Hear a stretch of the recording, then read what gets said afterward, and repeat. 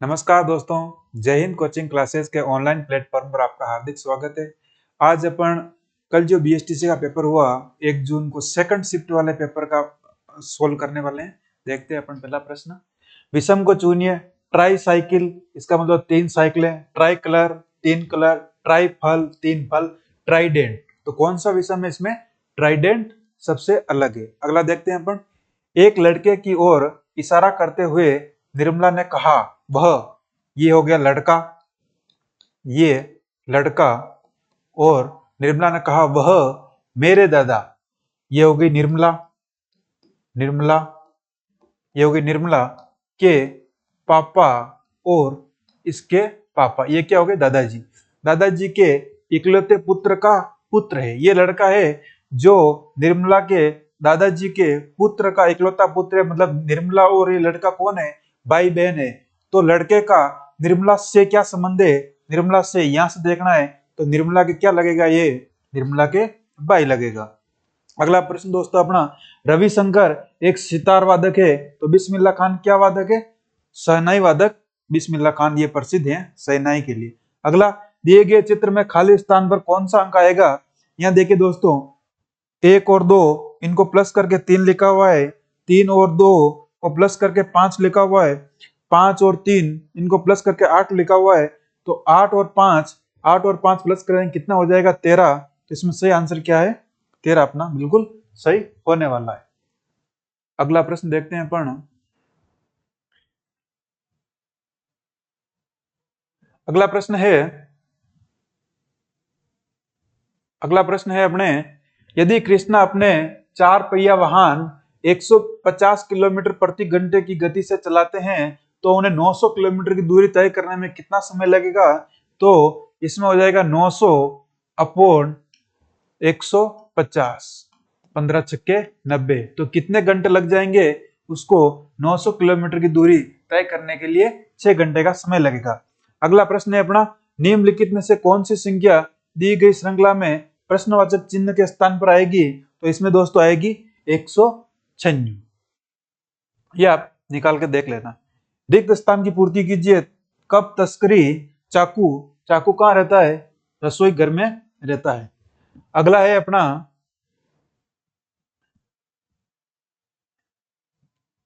अगला है इससे आगे वाली आकृति कौन सी होगी? तो इसमें 3 डॉट है, इसमें 4 भुजाएं हैं, इसमें 5 भुजाएं हैं, तो आगे वाले में 6 भुजाएं आएगी। और 6 भुजाएं कौन सी है? ये 6 भुजाएं रहेगी। तो ये वाला ऑप्शन इसमें करेक्ट होने वाला है। लड़की सुंदर है तो सोना क्या है? सोना चमकीला है। लड़की सुंदर है और सोना चमकीला है। अगला प्रश्न देखते हैं अपन।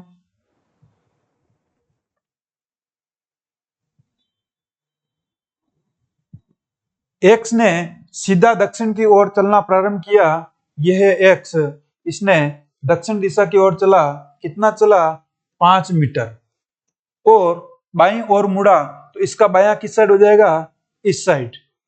बायां ओर मुड़ा और 3 मीटर चला, ये हो गया 3 मीटर।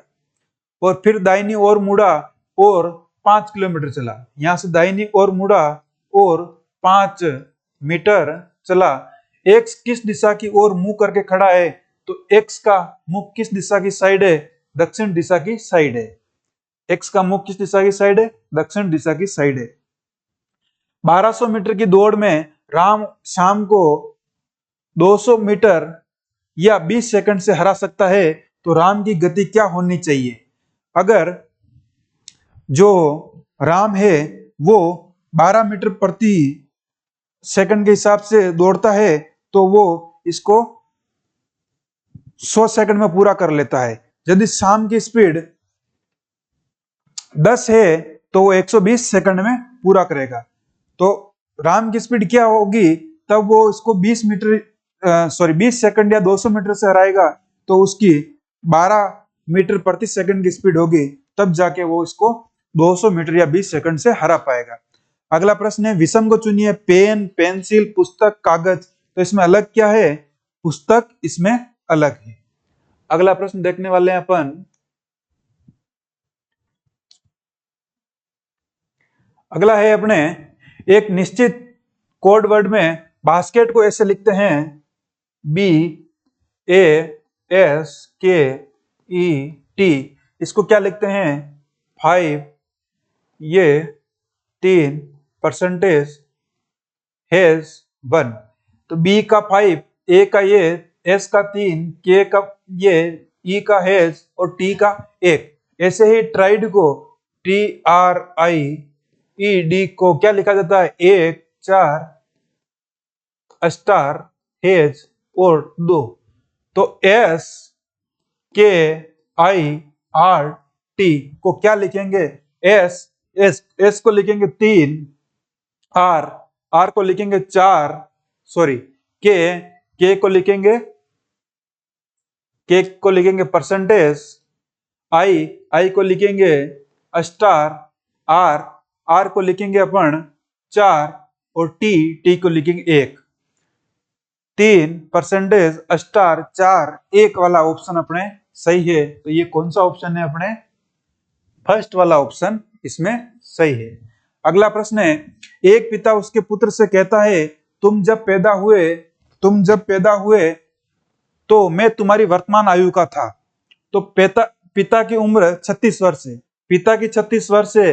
लड़का जब 0 साल का था तब पुत्र कितने साल का था, सॉरी जब पुत्र का जन्म हुआ 0 साल का था तब पिता कितने साल का था 18 साल का। तभी तो अब पिता 36 साल के हुए और पुत्र कितने साल का हुए 18 का। और 5 वर्ष पूर्व 18 - 5 कितना होता है 13। तो इसमें 13 वर्ष बिल्कुल करेक्ट आने वाला है। अगला प्रश्न है, किसी व्यक्ति के पास कुछ गायें और कुछ मुर्गियां हैं। जो गायें हैं उनके सिर 1 होता है और पैर 4 होते हैं। मुर्गियां हैं उनके भी सिर 1 होता है और पैर 2 होते हैं। इनके सिर की संख्या 48 और पैरों की संख्या 140 है। उसमें कुछ मुर्गियां हैं कुछ गायें हैं जिनके सिर कितने हैं 48 तो पशु पक्षी दोनों मिला के हैं और उनके पैर है 140। तो मुर्गियों की संख्या क्या होगी दोस्तों, इसमें अपन डायरेक्ट निकाल कर देख सकते हैं। अगर मुर्गियां 32 है, 32 मुर्गियां है तो सिर कितने हो जाएंगे 32 और इनके पैर कितने हो जाएंगे 32 के डबल ये हो जाएंगे 64। फिर 48 में से 32 गए तो 16 हो गए गायें और गाय के 4 पैर होते हैं तो 16 चौक 64, 64 और 64 128, 140 नहीं होते। फिर अपन देखते हैं सेकंड ऑप्शन 23। यदि 23 मुर्गियां हैं तो उसके पैर कितने हो जाएंगे 46, ठीक है। और अगर 23 चले गए तो 25 गायें हैं, 25 गायों के पैर कितने हो जाएंगे 100। तो 146 अपने सही नहीं है, 140 ही चाहिए अपना। अगर 26 मुर्गियां हैं तो कितने हो जाएंगे 52, तो इनके पैर हो जाएंगे और बचेंगी गायें कितनी बचेगी अपने गायें बच जाएगी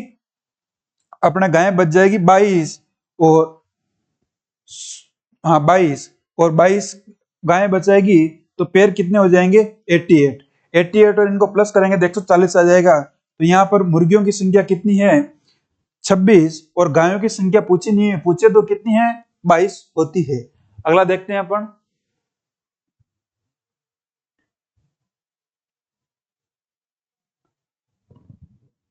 छह दोस्त मानस, नरेश, ओम, पूर्व, कुरैशी, रिजवान 2 पंक्तियों में बैठे हैं। 2 पंक्तियां हैं, एक पंक्ति ये रही एक पंक्ति ये रही और एक प्रत्येक पंक्ति में 3 ही है, 3 जने बैठे हैं। ये तीनों बैठा दिए अपन ने।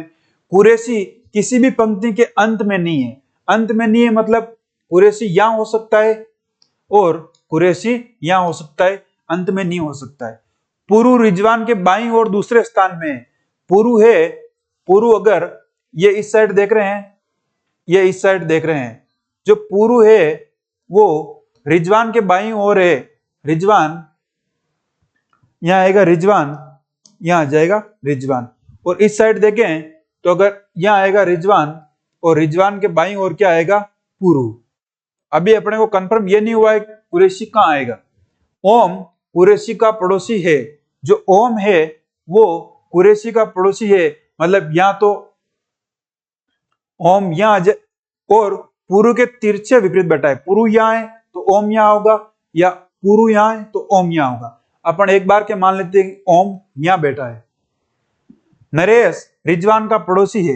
जो नरेश है वो रिजवान का पड़ोसी है, तो नरेश को कहां बिठाएं? यहां बिठा के देख लें एक बार। ये हो गया नरेश, ये विपरीत में ये पुरु, और ये हो गया ओम। एक कौन सा बच गया अपने? मानस। यहां आ जाएगा मानस। नरेश के सम्मुख कौन बैठा है? तो नरेश के सम्मुख कौन बैठा है? कुरैशी। यहां आ जाएगा फर्स्ट ऑप्शन सही। शब्द संयोजन में निम्न 4 विकल्पों में से कोई 3 एक समान पैटर्न को निरूपित करते हैं, चौथा अलग कौन सा, ये अपने को देखना है। बी कितने नंबर पे आता है? 2 नंबर पे। और क्यू कितने पे आता है? 17 पे। जे कितने पे आता है? 9 पे। एल कितने पे आता है? 12 पे। वाई कितने पे आता है?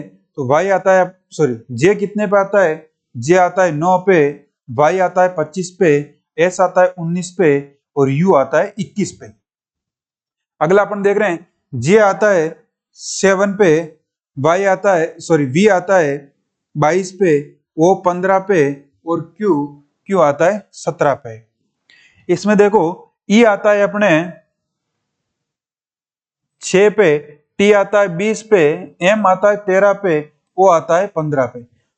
कौन सा है अपने को ये देखना है। देखो है, सॉरी दोस्तों, यहाँ ई होता है वो 5 पे आता है। 5, 20, 13, 15, 7। इसमें क्या हो रहे हैं? ये सब विषम संख्या से प्रारंभ हो रहे हैं और ये सम संख्या से प्रारंभ हो रहा है। तो कौन सा सही है? फर्स्ट वाला ऑप्शन सही है। नीचे दिए गए शब्दों को सार्थक क्रम में व्यवस्थित कीजिए। तो सार्थक क्रम में व्यवस्थित करने के लिए इसमें देखिए सबसे पहला क्या होगा? आगमन होगा। आगमन होने के बाद उसका परिचय होगा। परिचय होने के बाद उसका प्रस्तुतिकरण होगा, और प्रस्तुतिकरण के होने के बाद चर्चा होगी। चर्चा होने के बाद सिफारिश होगी।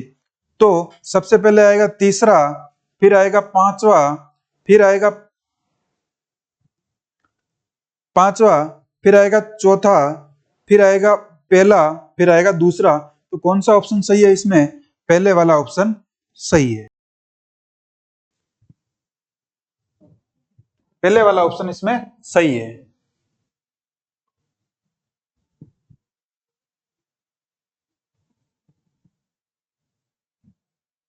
आगे देखते हैं दोस्तों अपन, इसमें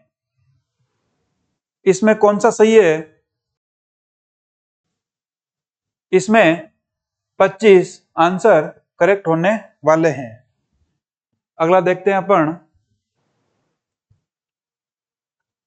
ऐसे कितने खिलाड़ी हैं जो न तो अध्यापक हैं न ही गायक हैं। अध्यापक के लिए कौन सा चिन्ह आ रहा है? अध्यापक के लिए ट्रायंगल आ रहा है। जो इस ट्रायंगल में हैं वो सारे क्या हैं? अध्यापक हैं। इसमें अध्यापक में कौन कौन से आ रहे हैं? 10 आ रहा है, 5 आ रहा है, 5 आ रहा है, और 4 आ रहा है, 9 आ रहा है। फिर गायक कितने हैं? तो गायक जो इस आयत में आ रहे हैं वो सब क्या है? वो सब अपने गायक हैं। गायक कौन कौन से हैं? तो 17, 4, 9 और 28 ये अपने गायक हैं।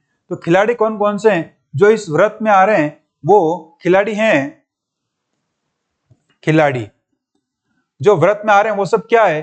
5, 4, 17 और 12 ये सब क्या है? खिलाड़ी है। पूछा क्या है अपने? कितने ऐसे खिलाड़ी हैं? इन संख्याओं में से कितने ऐसे हैं जो न तो अध्यापक हैं और न ही गायक हैं? तो यहाँ देखिए दोस्तों 12 है जो न तो अध्यापक हैं और न ही गायक हैं। तो कौन सा सही हो जाएगा? 12 वाला ऑप्शन एकदम सही हो जाएगा। अगला प्रश्न है संख्या श्रृंखला। इसमें क्या हो रहा है? ये 2 का स्क्वायर है, ये 3 का स्क्वायर है, ये 4 का स्क्वायर है, ये 9 का स्क्वायर है। तो इसमें क्या हो जाएगा? 256 अपन 16 का स्क्वायर, 256 एकदम सही हो जाएगा। आगे देखते हैं अपन,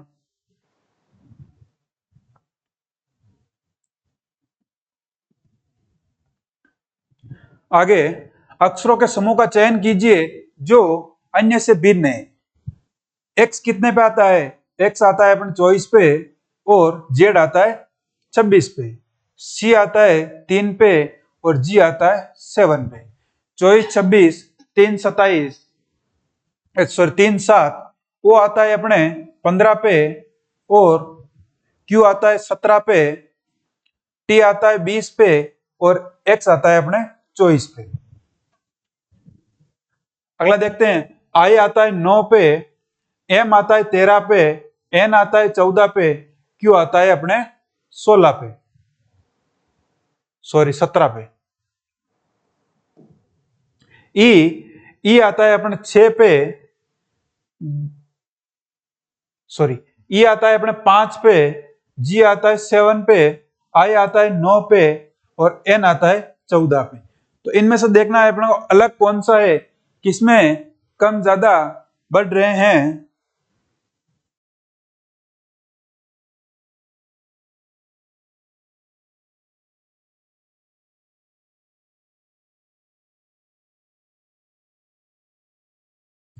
तो इसमें अलग होने वाला है सी नंबर का ऑप्शन अलग अलग होने वाला है।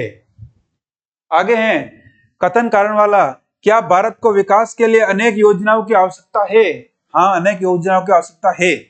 हाँ, उचित योजना के बिना कुछ भी प्राप्त नहीं किया जा सकता, यह बिल्कुल सही है। नहीं, योजना पर बहुत ज्यादा समय और धन ऊर्जा व्यर्थ होती है। दोस्तों, योजना बनाने पे समय, धन और ऊर्जा व्यर्थ होती है, पर योजना नहीं बनाएंगे तो विकास कैसे हो पाएगा? तो मतलब फर्स्ट वाला है तर्क वो मजबूत है, सेकंड वाला मजबूत नहीं है। आगे देखते हैं अपन, कौन सी संख्या सभी ज्यामितीय आकृति में है? ऐसी कौन सी संख्या जो सब में आ रही है? तो सब में कौन सी आ रही है? ये देखो दोस्तों, ये 3 नंबर है जो वृत्त में भी आ रहे हैं, आयत में भी आ रहे हैं और इसमें त्रिभुज में भी आ रहे हैं। तो 3 नंबर वाला ऑप्शन इसमें सही हो जाएगा। अगला क्वेश्चन देखते हैं अपन, दो आकृतियां, प्रश्न आकृतियां हैं जिन्हें समान विशेषताएं हैं, उस उत्तर आकृति का चयन कीजिए जो समान दर्शाती है। ये और इसमें दोनों समान है। इस नीचे वाले ऑप्शनों में कौन सी आकृति इनसे समान है? तो ये अपन देखते हैं, तो इसमें है ये सेकंड वाली आकृति इसके, सॉरी ये सी नंबर वाली आकृति इसके समान है। अगला देखते हैं, उस विकल्प का चयन करिए जो दिए गए संयोजन की दर्पण छवि से सबसे अधिक मिलता जुलता हो। दर्पण प्रतिबिंब कैसे बनाते हैं दोस्तों? ये वर्ड लिखा हुआ है और एस से बनता है दर्पण प्रतिबिंब। एस, तो एस कैसे बन जाएगा? एस बन जाएगा ऐसे। 7, तो 7 बन जाएंगे ऐसे। 6, 6 बन जाएंगे ऐसे। ये बी बन जाएगा ऐसे, ये आर बन जाएगा ऐसे और डब्ल्यू ऐसे ही रहेगा। ये वाला ऑप्शन कहाँ आ रहा है अपने? तो डी नंबर पे ऑप्शन आ रहा है, ये वाला बिल्कुल अपने सही हो जाएगा। प्रश्न चिन्ह के स्थान पर कौन सा उपयुक्त अंक ज्ञात कीजिए। इसमें दोस्तों 7 इंटू 8 56 और 8 इंटू 9 ये हो गए 72। इसमें 12 इंटू 13 156 और 13 इंटू 14 ये हो जाएंगे 182, बिल्कुल सही होने वाले हैं। अगला प्रश्न देखते हैं अपन। अगला है, आर्चियोलॉजी इतिहास से संबंधित है, उसी प्रकार सेपोलॉजी किससे संबंधित है? तो वो राजनीति से संबंधित है। विषम अंक जोड़ी का चयन कीजिए। दोस्तों, इस पे देखने पर लग रहा है ये सब क्या है? ये सब विषम अंक है और सम अंक कौन से में है? 6 और 15 में सम अंक है। यदि मीट को टीम के रूप में लिखा जाए तो बेल को कैसे लिखा जाएगा? इसको अपन देखते हैं। यह है एम ई ए टी को क्या लिख रहे हैं? ये लास्ट वाले वर्ड को फर्स्ट में लिख रहे हैं, फिर इस सेकंड वाले वर्ड को यहां लिखा, फिर तीसरे वर्ड को लिखा, फिर पहले वर्ड को लिखा। ये ऐसे लिखे हैं। तो अपने बेल को क्या लिखेंगे? B A L E. इसको क्या लिखेंगे? सबसे लास्ट वाला वर्ड सबसे फर्स्ट में लिखना है ई, फिर तीसरे वाले वर्ड को लिखना है ये ए, फिर ये वर्ड लिखना है एल, फिर है बी। तो ई ए एल बी बिल्कुल करेक्ट होने वाला है। तो इसमें चौथा ऑप्शन करेक्ट हो जाएगा। अगला प्रश्न है अपने, अनुक्रम को पूरा करें। सिल्क उत्पादन को क्या कहते हैं? सेरीकल्चर। तो शहद उत्पादन, और शहद उत्पादन किससे करते हैं? मधुमक्खी से, और उससे क्या कहते हैं? एपीकल्चर। हॉर्टिकल्चर क्या होता है? उद्यान विज्ञान। उद्यान विज्ञान जिसमें फल, सब्जी, फूल, औषधि पादप आदि का अध्ययन किया जाता है। और विटिकल्चर किससे कहते हैं? तो अंगूर की खेती को विटिकल्चर कहते हैं।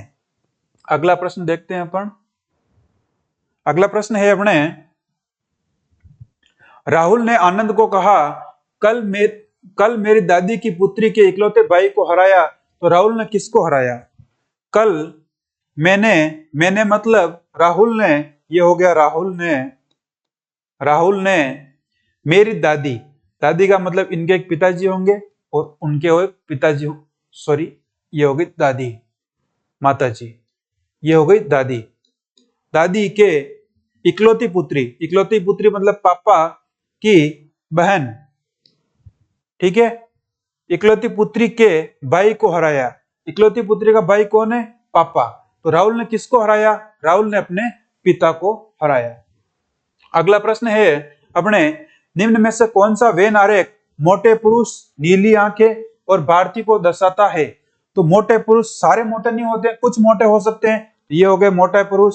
सभी व्यक्तियों की आंखें नीली नहीं हो सकती, भूरी हो सकती है, व्हाइट हो सकती है। तो ये हो गया, कुछ मोटे होंगे जिनकी नीली आंखें हो सकती है। और सभी भारतीय नहीं हो सकते हैं, कुछ विदेश को भी हो सकते हैं। तो इसमें कौन सा वाला ऑप्शन आ जाएगा? ये वाला वेन डायग्राम बिल्कुल सही होने वाला है, जिनमें कुछ व्यक्ति मोटे भी हो सकते हैं, नीली आंखों वाले, और भारतीय भी हो सकते हैं। कुछ ऐसे होंगे जो तीनों प्रकार में संबंध रखते हैं। तो डी वाला ऑप्शन बिल्कुल सही होने वाला है। निम्नलिखित में से कौन सा अन्य से भिन्न है?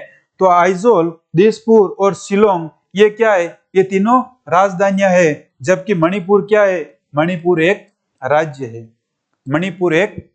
राज्य है। अगला प्रश्न देखते हैं। PQRS एक कैरम पर खेल रहे हैं। ये कैरम हो गया। कैरम कैसे होता है? ऐसे चौकोर होता है, और इसमें देखते अंदर की तरफ है, अंदर की तरफ बैठे हैं। P R का साथी है। जहां P आएगा उसके सामने R आएगा, और जहां S आएगा उसके सामने Q आएगा। S R के दाहिने है। अगर यहां R बैठा है तो उसके दाहिने कौन है? S, उसके दाहिने S हैं। जो पश्चिम दिशा की तरफ देख रहा है, S पश्चिम दिशा की तरफ देख रहा है, तो S के सामने क्या हो जाएगा? Q, और P के सामने क्या हो जाएगा? P के सामने हो जाएगा, R के सामने हो जाएगा P। तो Q किस दिशा की तरफ देख रहा है? तो Q पश्चिम दिशा की तरफ देख रहा है। अगला प्रश्न है, यदि A का मतलब प्लस होता है, B का मतलब माइनस होता है, C का मल्टीपल होता है, और D का डिवाइड होता है, तो इसका क्या आंसर होने वाला है? 18 C का मतलब क्या होता है? इंटू 14, और A का मतलब क्या होने वाला है? प्लस 6, B का मतलब क्या होने वाला है? माइनस 16, और D का मतलब क्या होने वाला है? भाजक 4। इसको सोल्व करने के लिए अपने एक बोर्ड मास का नियम है, वो लागू होगा। बोर्ड मास के नियम के अनुसार सबसे पहले अपन क्या करेंगे? डिवाइड करेंगे। 16, 4 का भाग 16 में देंगे, 4 बार जाएगा। फिर क्या करेंगे अपन? मल्टीपल करेंगे, तो ये आ जाएगा 252। 14 इंटू 252, और 6 में से 4 जाएंगे, 2 बचेंगे, और 252 प्लस 2 करेंगे, अपन कितने हो जाएंगे? 254 बिल्कुल अपने करेक्ट आंसर इसका होने वाला है। आगे देखते हैं अपन। अगला प्रश्न है अपने, रामा 10 किलोमीटर उत्तर की दिशा में जाता है। मान ले कि राम अपन ने यहां से प्रारंभ किया, 10 किलोमीटर गया उत्तर दिशा की तरफ, और बाएं मुड़ता है। इसका इस साइड कौन सा हो जाएगा? बाएं हो जाएगा। और कितने किलोमीटर चलता है? 4 किलोमीटर चलता है। और फिर दाएं मुड़ता है, तो इसका दायां किस साइड हो जाएगा? दायां ऊपर की साइड हो जाएगा। ये हो गया दायां, यहाँ कितने किलोमीटर चला, 5 किलोमीटर चला। फिर अपनी दाईं ओर मुड़कर 4 किलोमीटर, इसका यहां से दायां किस साइड हो जाएगा, इस साइड, यहाँ दाएं मुड़कर 4 किलोमीटर चलता है। तो कितना दूर है, 10 किलोमीटर ये हो गए, ये भी 4 गया, 4 वापस आ गया, 5 ऊपर गया, ये दूरी कितनी है, 5 किलोमीटर। 10 + 5 कितने किलोमीटर दूर है, तो 15 किलोमीटर दूर है। दिशा पूछनी है, दिशा पूछे तो किस दिशा में है, तो वो एग्जैक्ट उत्तर दिशा की तरफ है। अगला प्रश्न देखते हैं अपन। अगला प्रश्न है KORT को PJWO लिखते हैं, तो FINR को किससे संबंधित करेंगे, तो K कितने पे आता है, K आता है 11 पे, K आता है 11 पे, O आता है 15 पे, R आता है 18 पे, T आता है 20 पे। अगला देखते हैं अपन P आता है 16 पे, J आता है 9 पे, W आता है 23 पे, O आता है 15 पे। इसमें क्या हो रहा है दोस्तों, 5 + 5 - 5 + 5 माइनस हो रहे हैं। तो F कितने पे आता है, F आता है 5 पे, I आता है 9 पे, N आता है 14 पे, R आता है 18 पे। तो अपने को +5 करने हैं, 5 F और 5 + 5 10 पे क्या आता है अपना J, 10 पे आ गया J, I 9 पे आता है। इसमें क्या करना है अपने को, इसमें 5 है, तो 4 नंबर पे क्या आ जाएगा, सॉरी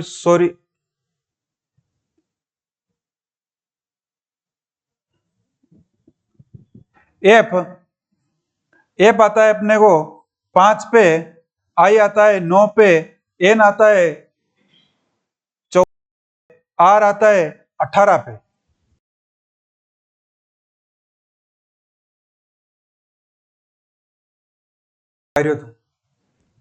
तो अपने को इसमें क्या करना है, 5 प्लस करने हैं, 5 प्लस करेंगे तो क्या आ जाएगा 10 पे आ जाएगा J, I में से 5 माइनस करेंगे 4 वाला ऑप्शन यहां दे ही नहीं रखा है, C, और N आ जाएगा 19 पे। दोस्तों इसका कंफर्म पता नहीं चल रहा है, फिर लास्ट में सोल्व करेंगे इसको। अगला प्रश्न है, 6 व्यक्ति ABCDEF एक व्रत में खड़े हैं, ये व्रत बना दिया मैंने, ये रहा व्रत। बी है जो D और C के मध्य में है, एक स्थिति ये बन सकती है और एक स्थिति बन सकती है कि B यहीं हो, C इस साइड हो, D इस साइड हो। दूसरा है A E और C के मध्य है, जो A है ये रहा A, ये E और C के बीच में है, यहां ये रहा A और ये E और A के बीच में, सॉरी A E और C के बीच में है। एक मिनट दोस्तों, जो A है E और C के बीच में, तो ये यहां जाएगा, E यहां जाएगा, एक C यहां रहा, तो यहां आ जाएगा E, यहां आ जाएगा A। F D के दाहिने तरफ है, F है जो D के दाहिने तरफ, D के दाहिने तरफ कौन सा हो गया, D ये दाहिना तरफ, इसका ये हो जाएगा, ये D के दाहिने तरफ है। तो A व F के बीच में कौन है, तो A व F के बीच में कौन है, A व F के बीच में है अपने E, ये E वाला बिल्कुल सही होने वाला है। पंजा किसका होता है, बिल्ली का, तो खुर किसके होते हैं, घोड़े के खुर होते हैं। एक महिला एक व्यक्ति को उसकी मां के भाई के पुत्र के रूप में परिचय करवाती है, तो वह व्यक्ति महिला से किस प्रकार संबंधित है। एक महिला है, ये रही महिला, और एक व्यक्ति को, यह रहा व्यक्ति को उसकी मां, इस महिला की मां के भाई का, भाई हो गया ये, के भाई का पुत्र, भाई का पुत्र। तो महिला से क्या लगेगा, मामा का पुत्र, मैं मेरा भाई है तेरा भाई, इसका बिल्कुल सही होने वाला है। सॉरी दोस्तों, चचेरा भाई नहीं होगा, ये हो गया मम्मी, मम्मी का भाई मामा, और मामा का लड़का, मामा का लड़का क्या लगेगा, चचेरा भाई या ममेरा भाई, बिल्कुल सही होने वाला है।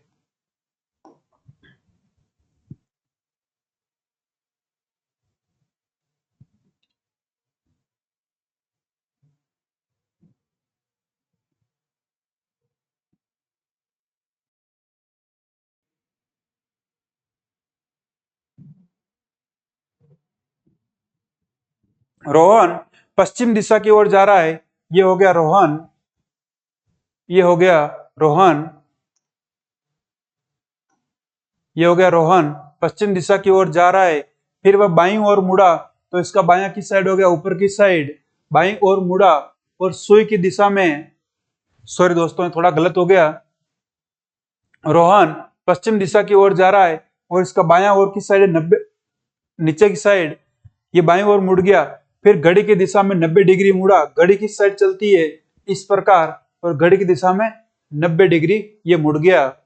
तो अब किस दिशा में जा रहा है, तो अब कौन सी दिशा हो गई, पश्चिम दिशा की ओर जा रहा है। अगला प्रश्न है अपना, प्रकाश संतोष से छोटा है, प्रकाश है, ये रहा प्रकाश, किससे छोटा है, संतोष से छोटा है। रमेश टीकम से बड़ा है, यह हो गया रमेश, जो किससे बड़ा है, टीकम से, टीकम से बड़ा है। रमेश संतोष से छोटा है, जो रमेश है वो संतोष से छोटा है, तो यहां आएगा रमेश संतोष से छोटा है, और इससे छोटा आएगा टीकम, टीकम। तो कौन सा कथन सही है, अपने को यह नहीं बोला है कि प्रकाश से बड़ा है छोटा है, तो अपन इनको यहां लिखे या बीच में लिखे, वो पता नहीं चल पा रहा है। अपन इनको ऑप्शन देखते हैं, रमेश प्रकाश से बड़ा है, रमेश प्रकाश से बड़ा नहीं है। संतोष रमेश से बड़ा है, तो संतोष रमेश से बड़ा है, बिल्कुल सही होने वाला है। टीकम सबसे छोटा है, ये इस प्रश्न के अनुसार अपने को पता नहीं चल पा रहा है, नहीं चल पा रहा है कि टीकम छोटा है या प्रकाश छोटा है। तो कौन सा बिल्कुल सही होने वाला है, ये फर्स्ट वाला, केवल ऑप्शन बी बिल्कुल करेक्ट होने वाला है। अगला प्रश्न देखते हैं अपन, एक बस स्टैंड से जयपुर के लिए प्रत्येक 30 मिनट में बस जाती है, कितने मिनट में जाती है, हर 30 मिनट में एक बस बस स्टैंड से रवाना हो रही है। एक पूछताछ पर क्लर्क ने बताया कि यात्री को 10 मिनट पूर्व ही बस जा चुकी है, 10 मिनट पहले बस चली गई, तो 9:35 पर अगली बस 9:35 पे जाएगी, अगली बस 9:35 पे जाएगी, तो पहले बस कितने मिनट पहले गई, 30 मिनट पहले, 30 मिनट पहले समय क्या हो रहा था, 9:05 हो रहे थे।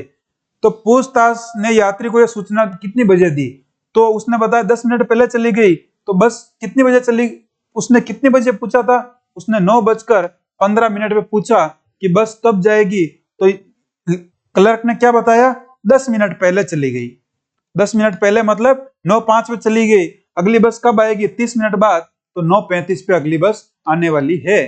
तो इसमें करेक्ट आंसर क्या हो जाएगा, 9:15 पर उसने सूचना दी। अगला प्रश्न है अपना, वह सही विकल्प ज्ञात कीजिए जो प्रश्न आकृति को अपने में समाहित करता है। इस प्रकार का ट्राइंगल किसमें बन रहा है, ये पूछा है अपने को। तो इस प्रकार का, ये देखो दोस्तों, इस वाली में आकृति में बन रहा है, तो कौन सा ऑप्शन सही हो जाएगा, बी वाला ऑप्शन बिल्कुल सही होने वाला है इस प्रश्न में।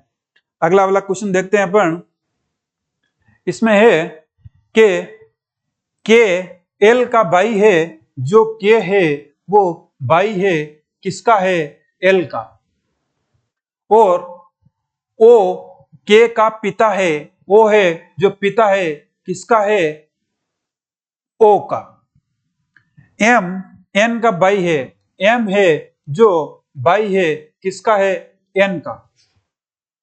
एन एल की पुत्री है, जो एन है वो क्या है, पुत्री है, एन एल की पुत्री है, एन है जो पुत्री है किसकी है, एन की, एन। सॉरी दोस्तों गलत हो गया थोड़ा सा, जो एन है वो एल की पुत्री है, एन है जो पुत्री है किसकी, एल की। तो एम का चाचा कौन है, तो एम का चाचा कौन है, ये इसका भाई कौन हो जाएगा, इसका भाई हो जाएगा एम। तो एम का चाचा कौन हो गया, एम का चाचा हो गया के। एम का चाचा कौन है, के हो गया। ए ने बी से कहा आप मेरे पति की पुत्र वधू के बेटे हैं, तो ए के बीच, ए बी और ए के बीच में क्या रिश्ता है। ए ने बी से कहा आप, मतलब बी, बी है जो ए के पति, ये हो गया दोस्तों, और ए का पति इस साइड इनके पति हो जाएगा, ये पति है तो ए क्या है, पत्नी, पति की पुत्र वधू, पति की पुत्र वधू, पति के एक लड़का होगा और इनकी शादी होगी, और वो क्या है, पुत्र वधू के इकलौते बेटे हैं, के इकलौते बेटे ये रहा, और वो कौन है, बी, मेरे पति के पुत्र वधू के इकलौते बेटे हैं। तो बी का ए से क्या रिश्ता है, तो बी के क्या लगेंगे, दादी। बी और ए के बीच में क्या रिश्ता है, तो पोता और नाती का रिश्ता है। अगला प्रश्न है अपने,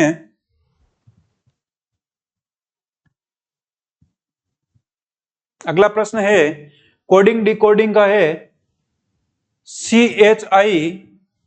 CHAIR को इस प्रकार लिखेंगे, C कितने नंबर पे आता है, 3 नंबर पे, H कितने पे आता है, 8 पे, A कितने आता है, 1 पे, I कितने पे आता है, 9 पे, R कितने पे आता है, 18 पे।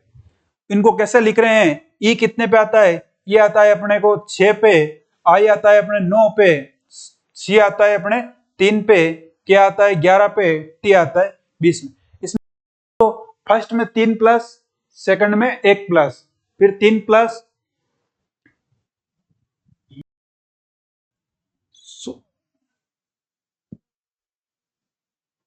E आता है अपना 5 पे, I आता है 9 पे। तो इसमें क्या हो रहा है, 2 plus 1 plus 2 plus 1 plus 2 plus, ऐसे हो रहा है। तो T आता है 20 पे, और इनमें 2 प्लस करेंगे, 2 प्लस करने पे 22 पे क्या आ जाएगा, V आ जाएगा। फिर एक आता है अपने 1 पे, तो सेकंड वाले ऑप्शन में क्या आ जाएगा, सेकंड वाले ऑप्शन में आ जाएगा अपने 2 प्लस, तो C आ जाएगा। सॉरी दोस्तों 10 पे आता है J, 2 प्लस हो रहे हैं, यहाँ 2 प्लस हो गए। फिर B आता है अपने को 2 नंबर पे, तो 2 के 4 नंबर क्या हो जाएंगे, D। L आता है अपने को 12 पे, तो 14 पे क्या हो जाएगा, N। E आता है अपने को 5 पे, सॉरी E आता है अपने 5 पे, तो 7 पे क्या हो जाएगा, G। और कौन सा ऑप्शन सही है, C वाला ऑप्शन बिल्कुल सही है। नीचे दिए गए युग्मों के समूह में बेजोड़ युग्मों को छांटिए या चुनिए। ऑस्ट्रेलिया का जो राष्ट्रीय पक्षी है वो क्या है, सॉरी पशु है वो क्या है, चिंगारा। बांग्लादेश का पशु, राष्ट्रीय पशु क्या है, चीता। फिनलैंड का ब्राउन बियर, ये क्या है, पशु। लेकिन भारत का राष्ट्रीय पक्षी क्या है, पक्षी मोर है। तो अलग कौन सा है, ये वाला अलग हो गया।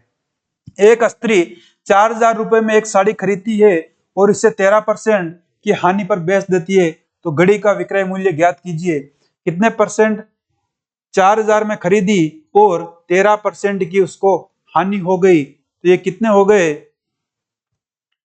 520।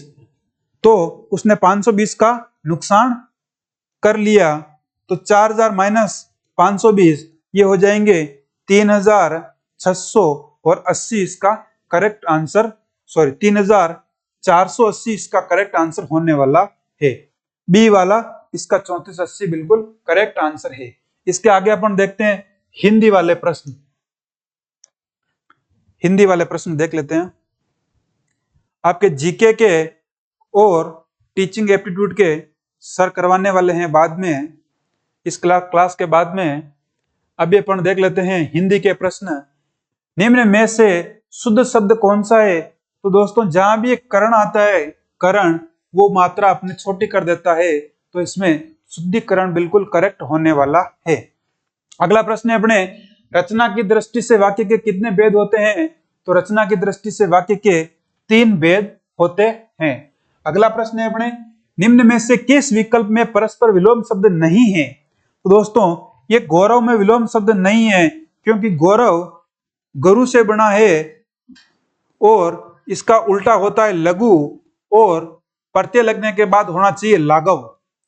अगर विलोम शब्द होगा तो क्या होना चाहिए? लाघव। ज्ञेय अज्ञेय विलोम शब्द है, कृष्ण शुक्ल विलोम शब्द है, गुरु लघु। ये रहा दोस्तों गुरु, गुरु में प्रत्यय लगने पर क्या हो जाएगा? गौरव, और लघु, लघु में प्रत्यय लगने पर क्या हो जाएगा? लाघव। वहां अगर लाघव आता तो परस्पर विलोम शब्द हो सकते थे। रामायण में कौन सा प्रत्यय है? तो रामायण में दोस्तों प्रत्यय है अयन। अयन, राम प्लस अयन प्रत्यय है। अयन ऑप्शन में सही नहीं है, तो कौन से होने वाला है? आयन बिल्कुल सही होने वाला है। अगला प्रश्न है, बहुत घमंड करना के लिए उपयुक्त मुहावरा कौन है? तो आसमान पर उड़ना। बहुत घमंड करना इसका होता है। मद और मग शब्द का शब्द युग्म का सही अर्थ क्या है? तो इस मगध का होता है नशा और मग का होता है शराब। तो नशा और शराब पहले वाला ऑप्शन बिल्कुल सही होने वाला है। अगला प्रश्न है अपना, अगला प्रश्न है, निम्न में से शुद्ध शब्द कौन सा है? तो इसमें उत्तरदायी शब्द बिल्कुल शुद्ध है, क्योंकि इसमें व्यवसायी ऐसे नहीं आता है और व्यवसायी ऐसे आता है, अनुयायी भी ऐसे ही आता है। तो शुद्ध शब्द कौन सा है? उत्तरदायी बिल्कुल शुद्ध शब्द है। ज्येष्ठ, ज्येष्ठ मतलब बड़ा। ज्येष्ठ का विलोम शब्द क्या है? तो ज्येष्ठ का विलोम शब्द क्या है? कनिष्ठ। कनिष्ठ का मतलब होता है छोटा। अगला शब्द है, जो स्वयं उत्पन्न हुआ हो उसके लिए वाक्यांश के लिए एक शब्द क्या है? स्वयंभू। कौन सा है? स्वयंभू। ग्राह्य शब्द का विलोम शब्द, ग्राह्य मतलब ग्रहण करना, तो ग्राह्य का विलोम शब्द क्या हो जाएगा? त्याज्य इसका विलोम शब्द हो जाएगा। कान खोलना मुहावरे का क्या अर्थ दोस्तों?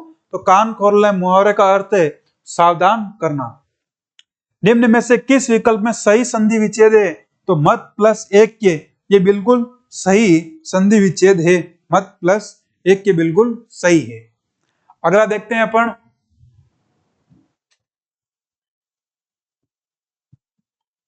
अगला है अपने, निम्न में से स्वर्ण शब्द का पर्यायवाची क्या है? तो स्वर्ण शब्द का है हेम, कंचन, कुंदन, सोना। ये सब किसके हैं? अपने स्वर्ण शब्द के पर्यायवाची है। अगला शब्द है, निम्न में से कौन सा शब्द शुद्ध है? तो कौन सा शब्द शुद्ध है? प्रज्वलित। इसमें पत्नी में बड़ी मात्रा आती है हमेशा, और प्रदर्शिनी नहीं होता है, प्रदर्शनी होता है, और यह द्वंद्व भी गलत लिखा हुआ है। इनमें से यह प्रत्यय के शब्द से नहीं बना है। किस शब्द में यह प्रत्यय नहीं लगा हुआ यह पूछना चाह रहा है। ये लगा है मधु प्लस यह माधुर्य, देत प्लस यह दैत्य, सूर प्लस यह शौर्य, और गंगा प्लस ये नहीं हुआ है, वरना गंगे गलत है। ये इसमें यह प्रत्यय का प्रयोग नहीं हुआ है। अगला शब्द है दोस्तों, निम्न में से कौन सा स्वर संधि का प्रकार नहीं है? स्वर संधि के दोस्तों 5 प्रकार हैं। 5 प्रकार हैं, दीर्घ, दीर्घ, गुण, यण, दीर्घ, गुण, यण, अयादि, दीर्घ, गुण, यण, अयादि,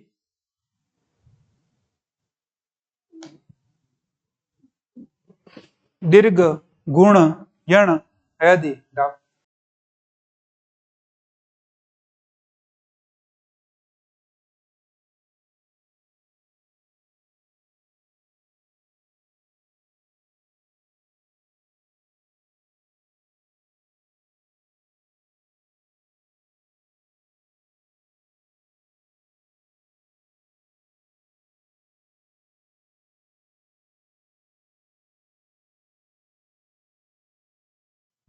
तो दोस्तों इसके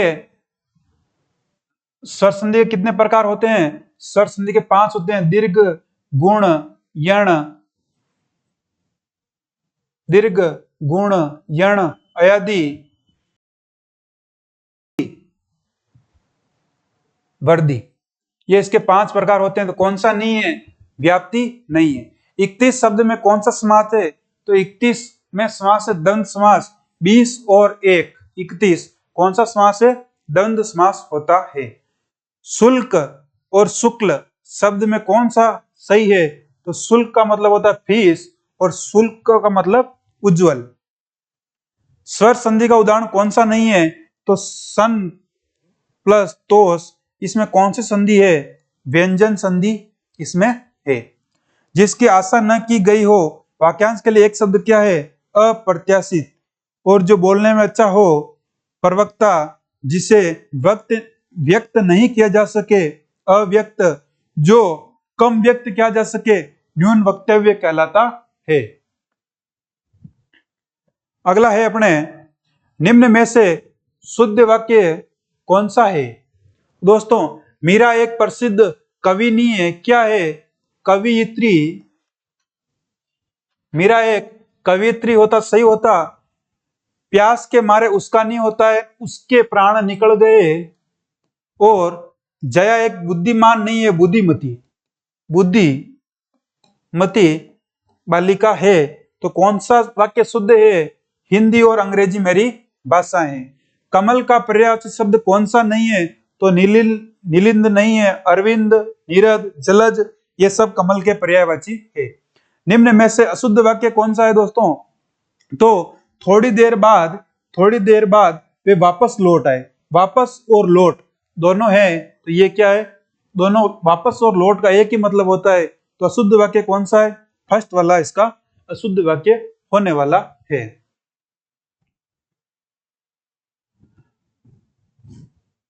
अगला प्रश्न है अपने, सिद्धांतहीन अवसरवादिता का अर्थ देने वाला लोकोक्ति कौन सी है? तो गंगा गए गंगादास, जमुना गए जमुनादास, ये लोकोक्ति है। कृति और कर्ति शब्द का शब्द युग्म का अर्थ क्या है? तो कृति का मतलब रचना और कृति का मतलब पुण्यात्मा होता है। मनवंतर शब्द का संधि विच्छेद है।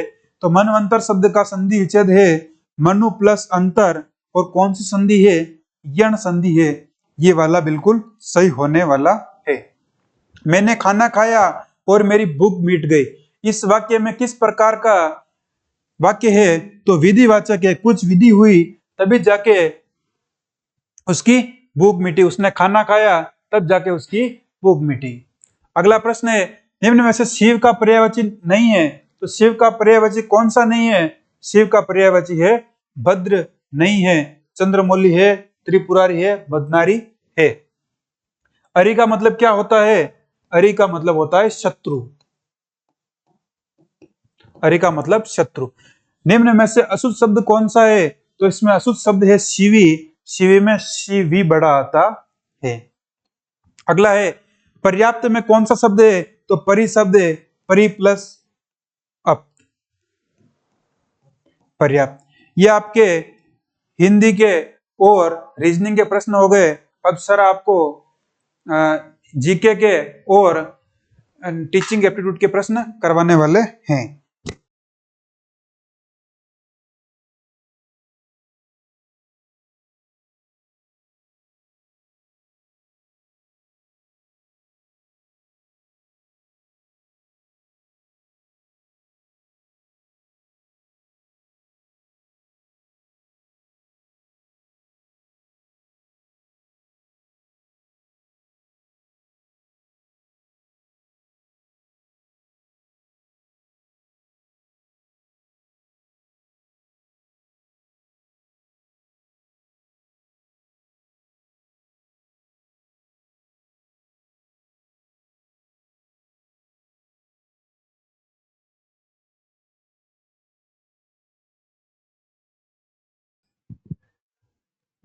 तो बच्चों, सर ने तो क्वेश्चन करवा दिए हैं मेंटल के और हिंदी के। अब अपन अपने क्वेश्चन करते हैं जीके के।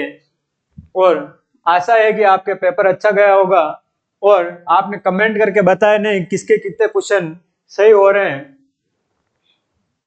तो अब हम बात करते हैं जीके के क्वेश्चनों की। जीके के क्वेश्चन कहाँ, 51 नंबर, ये है अपने जीके के क्वेश्चन।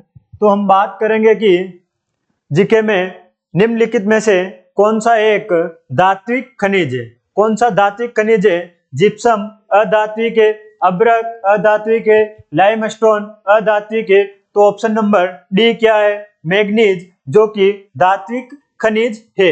नेक्स्ट क्वेश्चन, जनगणना 2011 के अनुसार राजस्थान के किस जिले में जनसंख्या घनत्व न्यूनतम है? क्या पूछ रहा है कि न्यूनतम किसमें है? तो वो हो जाएगा अपना ऑप्शन नंबर डी, जैसलमेर में सबसे कम जनसंख्या घनत्व जनगणना 2011 के अनुसार है। क्या पूछ रहा है कि नेक्स्ट क्वेश्चन, लूनी नदी का उद्गम स्थल। तो लूनी नदी का उद्गम स्थल अपन ने आर्ट एंड कल्चर में क्या नदियों में टॉपिक में पढ़ा है, कहां से होता है? अजमेर के नागपाड़ से इसका उद्गम स्थल होता है। तो ऑप्शन नंबर सी इसका बिल्कुल करेक्ट होने वाला है। नेक्स्ट क्वेश्चन कि 1857 की क्रांति के दौरान बिठोड़ा का युद्ध, किसका युद्ध?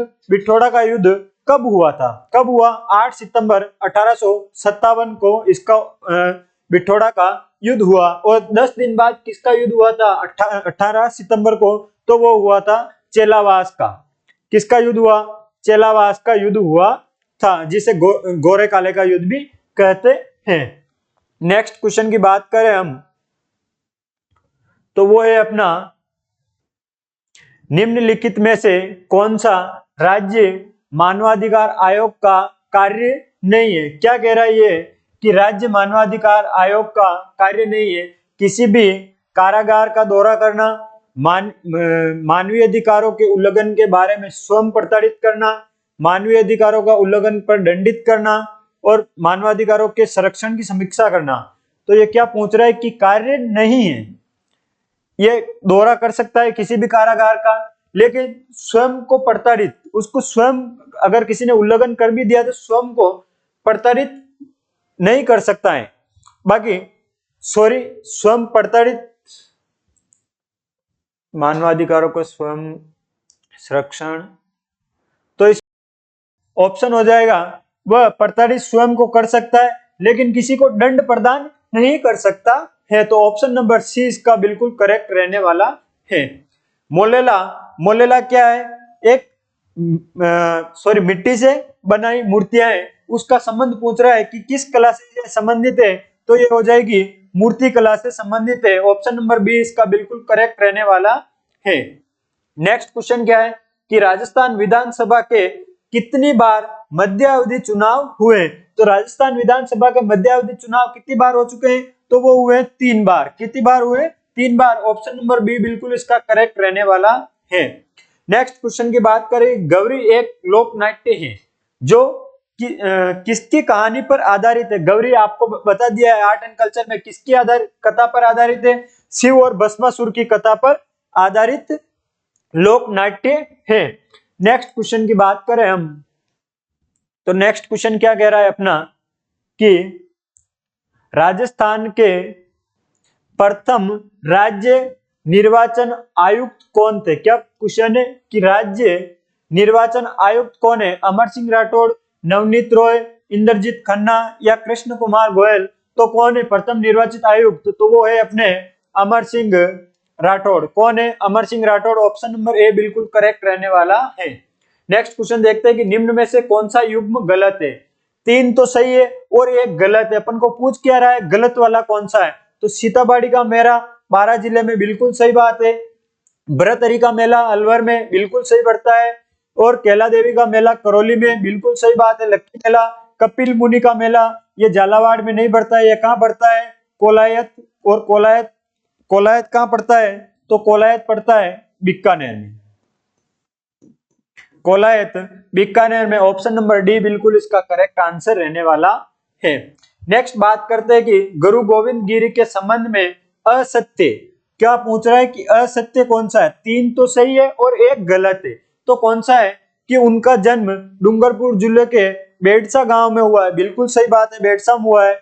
उन्होंने बिलों के उत्थान हेतु समाज सुधार कार्य चलाया। बिल्कुल सही बात है। वह कोटाबूंदी अखाड़े में साधु राजगिरी के शिष्य थे। बिल्कुल सही बात है। उन्होंने 1911 में सिरोही को अपना कार्य क्षेत्र नहीं बनाया, किसको बनाया? डूंगरपुर के बेड़सा गांव को ही अपना कार्य क्षेत्र बनाया था। तो ऑप्शन नंबर अपना डी बिल्कुल करेक्ट रहने वाला है। नेक्स्ट क्वेश्चन देखें अपन, तो ये अपना आगे का क्वेश्चन क्या कह रहा है कि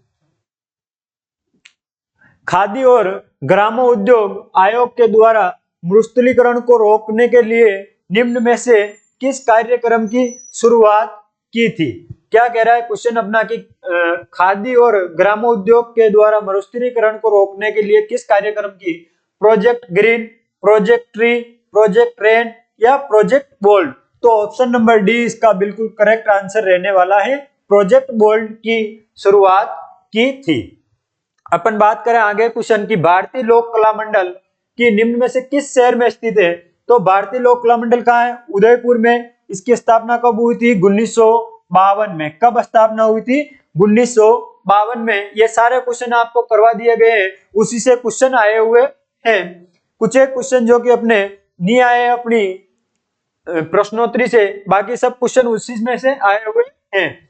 नेक्स्ट क्वेश्चन क्या है कि राजपूताना में समाज सुधार के उद्देश्य से देश हितैषी सभा की स्थापना कहाँ की गई है? जयपुर में, अजमेर में, जोधपुर में या उदयपुर में? तो ऑप्शन नंबर इसका बिल्कुल करेक्ट रहने वाला है, उदयपुर में इसकी स्थापना की गई थी। नेक्स्ट बात करें अपन क्वेश्चन की कि कानड़ देव जिनका कार्यकाल कहाँ था?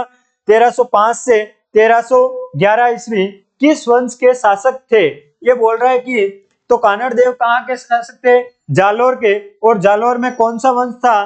तो वहां था चौहान वंश। तो ऑप्शन नंबर ए इसका बिल्कुल करेक्ट आंसर रहने वाला है। नेक्स्ट बात करें क्वेश्चन की संत दादू का जन्म कहाँ हुआ? तो संत दादू का जन्म तो राजस्थान से बाहर हुआ, लेकिन इन्होंने विस्तार कहाँ किया था अपना? तो वो किया था राजस्थान में, और इनका जन्म हुआ था अहमदाबाद में। कहाँ पे? ऑप्शन नंबर सी बिल्कुल इसका करेक्ट आंसर रहने वाला है। नेक्स्ट क्वेश्चन की बात करते हैं हम, तो नेक्स्ट क्वेश्चन क्या कह रहा है अपना कि राजस्थान में मावट का संबंध, मावट क्या होता है कि बारिश के दिनों में, बारिश के दिन नहीं होते तब बारिश होती है, उसको बोलते हैं मावट। तो वो क्या है? पश्चिमी विक्षोभों से होने वाली बारिश, जिसको मावट कहा जाता है। नेक्स्ट क्वेश्चन की बात करें कि निम्नलिखित में से कौन सा आभूषण सिर पर नहीं पहना जाता है? क्या कह रहा है कि सिर पर नहीं पहना जाता है? बोरला, टीकड़ा, राकड़ी या गोकरू? तो बोरला सिर पर पहना जाता है, टीकड़ा राकड़ी भी सिर पर पहना जाता है, और गोकरू नहीं पहना जाता है सिर पर। तो ऑप्शन नंबर डी इसका बिल्कुल करेक्ट आंसर रहने वाला है अपना। नेक्स्ट क्वेश्चन की बात करें हम कि भीलवाड़ा के श्रीलाल जोशी, ये क्वेश्चन पिछले पेपर में भी आया था कि श्रीलाल जोशी, इनका इसमें कुछ अलग पूछा था, श्रीलाल जोशी किस लोक कला से संबंधित हैं? तो श्रीलाल जोशी जी किससे हैं? तो ये है फड़ कला से संबंधित हैं। ऑप्शन नंबर सी इसका बिल्कुल करेक्ट रहने वाला है। नेक्स्ट क्वेश्चन की बात करें हम कि राजमहल स्थित त्रिवेणी, राजमहल कहाँ है? टोंक में। त्रिवेणी संगम निम्नलिखित में से कौन नदी, निम्नलिखित नदी कौन सी शामिल नहीं है? तीन नदियां मिलकर त्रिवेणी संगम का निर्माण करती है। अपने एक ऑप्शन बताना है जो कि त्रिवेणी राजमहल में बनने वाले त्रिवेणी संगम में शामिल नहीं है। तो वहां पे बनास भी है, खारी भी है और डाई भी है, और बेड़च नदी नहीं है। तो अपन को नहीं वाला पूछ रहा है, तो ऑप्शन नंबर अपना भी बिल्कुल करेक्ट रहने वाला है। नेक्स्ट क्वेश्चन की बात करें कि अंग्रेजों से संधि करने वाला राजपूताना की आखिरी रियासत कौन सी थी? क्या कह रहा है कि अंग्रेजों से संधि करने वाला आखिरी, लास्ट में सबसे अंतिम में संधि किसने की थी? तो वो अपने की थी सिरोही रियासत ने। किसने? सिरोही रियासत ने। तो बी इसका बिल्कुल करेक्ट आंसर रहने वाला है। नेक्स्ट क्वेश्चन की बात करें हम कि राजपूताना की एकमात्र रियासत जहां उत्तराधिकारी शुल्क नहीं लगता था। क्या कह रहा है कि उत्तराधिकारी, कोई राजा है, उसका कुछ हुआ तो उसका जो पुत्र होगा वो अगर उत्तराधिकारी बन रहा है, उत्तराधिकारी बनने के लिए कोई शुल्क नहीं देना पड़ता था। तो एकमात्र कौन सी रियासत थी राजस्थान की? तो वो थी अपनी जैसलमेर रियासत जिसमें उत्तराधिकारी बनने के लिए किसी भी प्रकार का कोई शुल्क नहीं देना पड़ता था। नेक्स्ट क्वेश्चन की बात करें कि पटेलिया, बिछिया, लालर ये क्या है, तो ये लोकगीत है, पहाड़ी क्षेत्रों के लोकगीत है। क्या है? लोकगीत। तो ऑप्शन नंबर डी अपना 73 का बिल्कुल करेक्ट रहने वाला है। क्या कह रहा है कि नेक्स्ट क्वेश्चन, राजस्थान ग्रामीण आजीविका विकास परिषद की स्थापना कब हुई है? तो ये हुई है राजस्थान ग्रामीण आजीविका विकास परिषद की स्थापना कब हुई है? तो 74 में अपना ऑप्शन नंबर बिल्कुल हो जाएगा डी, 2010 में हुई है। नेक्स्ट क्वेश्चन की बात करें अपन कि बाबा आम्बेडकर विज्ञान विश्वविद्यालय निम्नलिखित में से किस स्थान पर स्थापित किया गया है? क्या कह रहा है क्वेश्चन की बाबा आम्बेडकर दिव्यांग विश्वविद्यालय, तो ये कहाँ पे है? तो ये अपना जयपुर में। ऑप्शन नंबर डी इसका बिल्कुल करेक्ट रहने वाला है। नेक्स्ट क्वेश्चन क्या कह रहा है कि राजस्थान में ग्राम सभा का गठन किया जाता है। ग्राम सभा का गठन किस स्तर पर किया जाता है? तो किया जाता है पंचायत क्षेत्र के गांवों में आने वाले पंजीकृत मतदाताओं से। किससे किया जाता है ग्राम सभा का गठन? तो गांव में आने वाले पंजीकृत मतदाताओं से ग्राम सभा का गठन किया जाता है। तो ऑप्शन नंबर डी 76 का बिल्कुल करेक्ट रहने वाला है। आगे के क्वेश्चन की अपन बात करें, कमेंट करके जरूर बताएं कि आपके कितने सही हो रहे हैं। अपन नेक्स्ट वीडियो इसकी कट ऑफ पे बनाएंगे कि इसकी पेपर की कट ऑफ क्या रहने वाली है।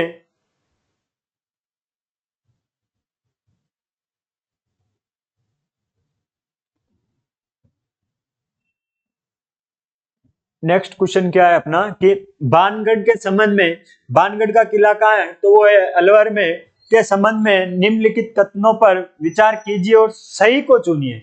सही विकल्प अपन को दो दे रखे हैं, दोनों में से सही कौन सा है और गलत कौन सा है उसके बारे में देखना है। या दोनों सही है या दोनों गलत है, वो चीज अपन को बतानी है। कि बानगढ़ सरिस्का वन्य जीव अभ्यारण्य से 50 किलोमीटर की दूरी पर है, बिल्कुल सही बात है। इसका निर्माण माधव सिंह ने करवाया है।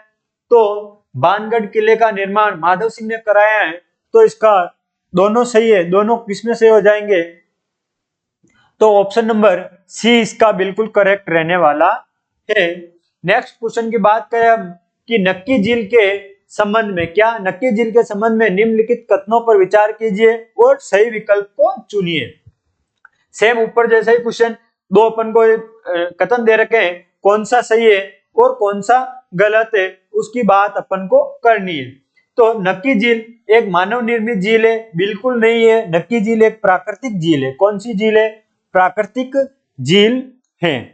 फिर क्या कह रहा है क्वेश्चन नेक्स्ट कि महात्मा गांधी की अवस्थितियां कुछ हिस्सा इस झील में विसर्जित किया गया। साथियों यहाँ नहीं किया गया था इसका। तो ये महात्मा गांधी की अस्थियां कहाँ थी? तो पुष्कर झील में विसर्जित की थी और पुष्कर झील अजमेर में है। तो इसमें दोनों ही गलत होने वाले हैं। तो दोनों गलत किसमें है? Option number D. Option number D जिसमें दोनों असत्य हैं, ये अपना क्वेश्चन सही होने वाला है। 78 का ऑप्शन नंबर डी बिल्कुल करेक्ट रहने वाला है। नेक्स्ट क्वेश्चन की बात करें हम, तो नेक्स्ट क्वेश्चन क्या कह रहा है कि नेक्स्ट क्वेश्चन क्या कह रहा है 79 लाडो प्रोत्साहन योजना के संबंध में निम्नलिखित कथनों पर विचार कीजिए और सही विकल्प का चुनाव कीजिए। लाडो प्रोत्साहन योजना क्या है? तो योजना अगस्त 2024 में लागू की जा रही है और बालिकाओं के जन्म को बढ़ावा देती है ये योजना। तो इसका ऑप्शन अपने बिल्कुल करेक्ट रहने वाला है इसका कि लाडो प्रोत्साहन योजना का संबंध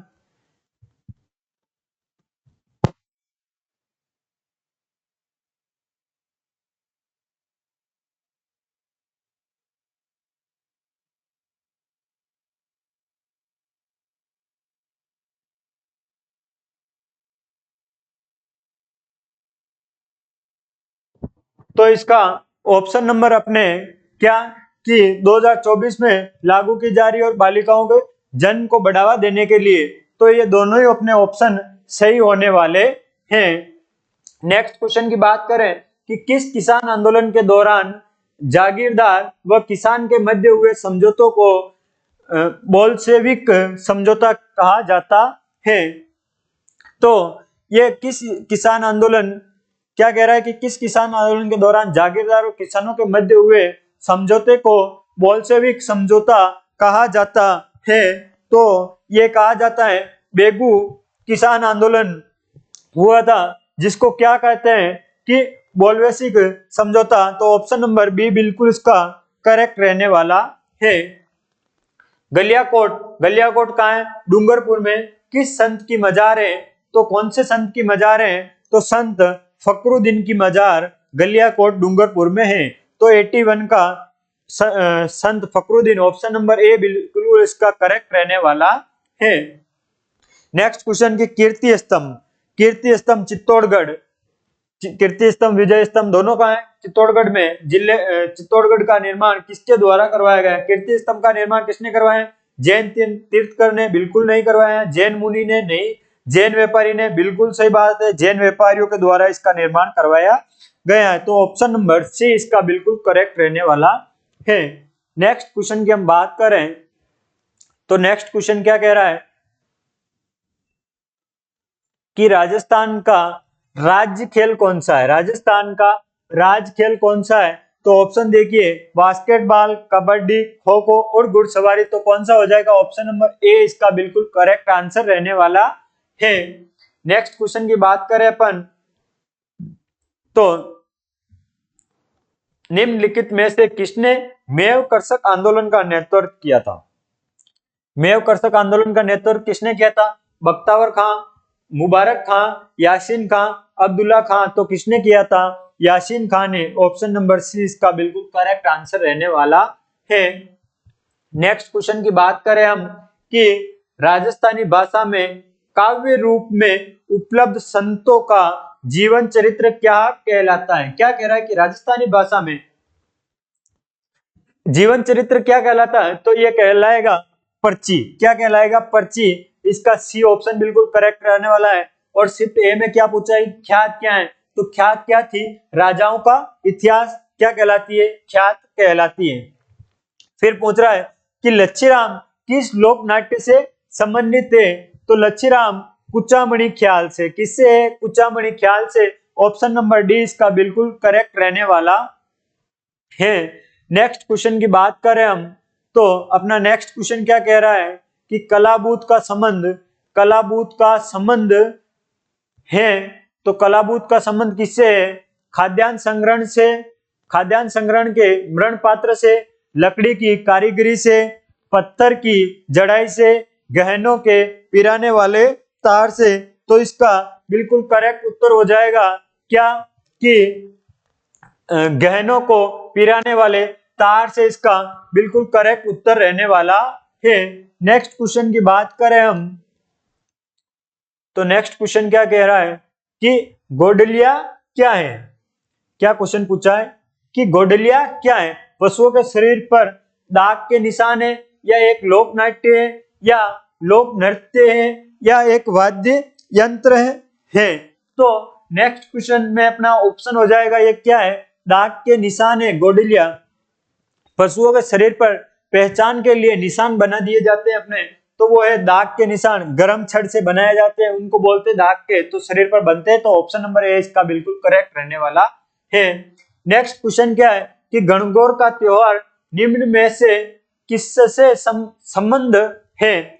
गणगौर का त्योहार किससे संबंध है? तो गणगौर शिव और पार्वती से संबंधित हैं। तो ऑप्शन नंबर सी इसका बिल्कुल करेक्ट आंसर रहने वाला है।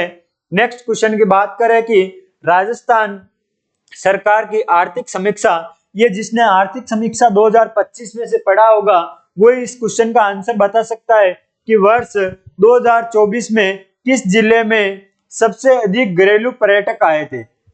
अपन अगर पर्यटन की दृष्टि से बताएंगे इसको तो नहीं होगा ये अपन से, जिसने आर्थिक समीक्षा किताब को पढ़ा होगा वही बता पाएगा। तो सर्वाधिक घरेलू पर्यटन कहाँ आए थे? तो वो आए थे सीकर। ऑप्शन नंबर सी इसका बिल्कुल करेक्ट आंसर रहने वाला है। नेक्स्ट बात करें क्वेश्चन की कि निम्नलिखित में से किसकी नियुक्ति राज्यपाल द्वारा नहीं की जाती है। क्या पूछ रहा है कि राज्यपाल के द्वारा नहीं की जाती। राज्य का महाधिवक्ता राज्यपाल करता है, बिल्कुल। राज्य लोक सेवा आयोग का अध्यक्ष वही करता है, राज्यपाल नियुक्ति करता है। राज्य का लोकायुक्त, इसकी नियुक्ति कौन करता है, तो राज्यपाल करता है। और उच्च न्यायालय का मुख्य न्यायाधीश, तो ये इसका ऑप्शन नंबर डी इसका बिल्कुल। तो उच्च न्यायालय के न्यायाधीश की नियुक्ति कौन करता है, तो इसकी नियुक्ति करता है राष्ट्रपति। कौन करता है, राष्ट्रपति।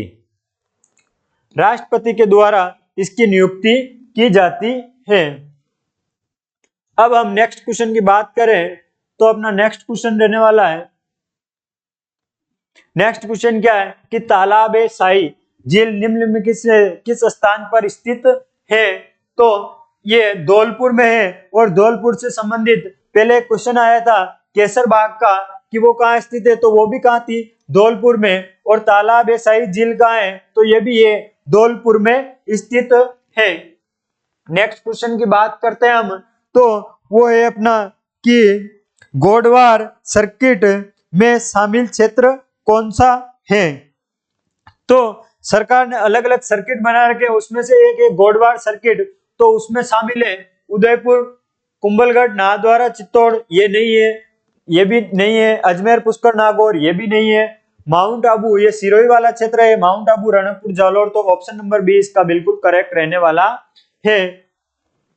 गोडवार सर्किट में क्या है, माउंट आबू, रणकपुर और जालोर इसका करेक्ट आंसर रहने वाला है। फिर बात करें कि राजस्थान सरकार के द्वारा पर्यटन को उद्योग का दर्जा कब दिया गया था।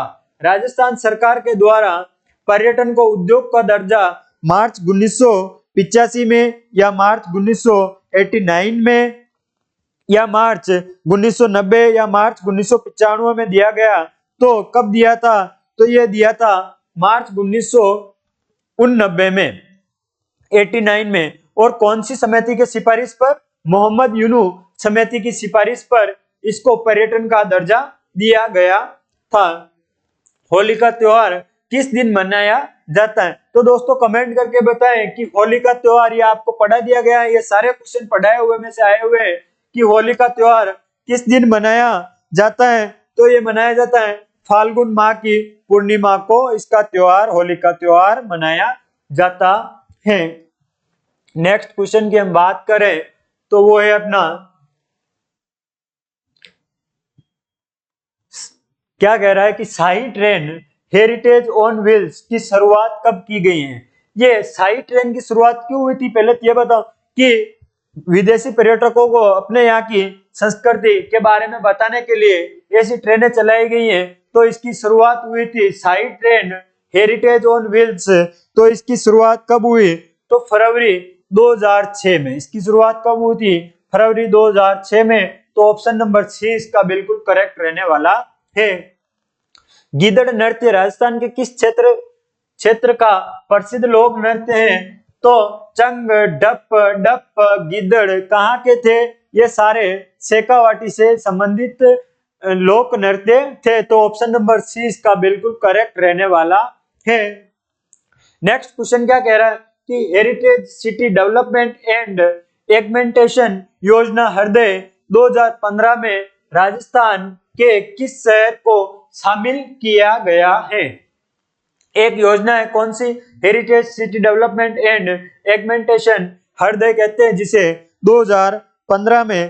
तो इसकी राजस्थान का कौन सा एक जिला है जो इसमें शामिल है, वो है अजमेर। ऑप्शन नंबर ए इसका बिल्कुल करेक्ट आंसर रहने वाला है।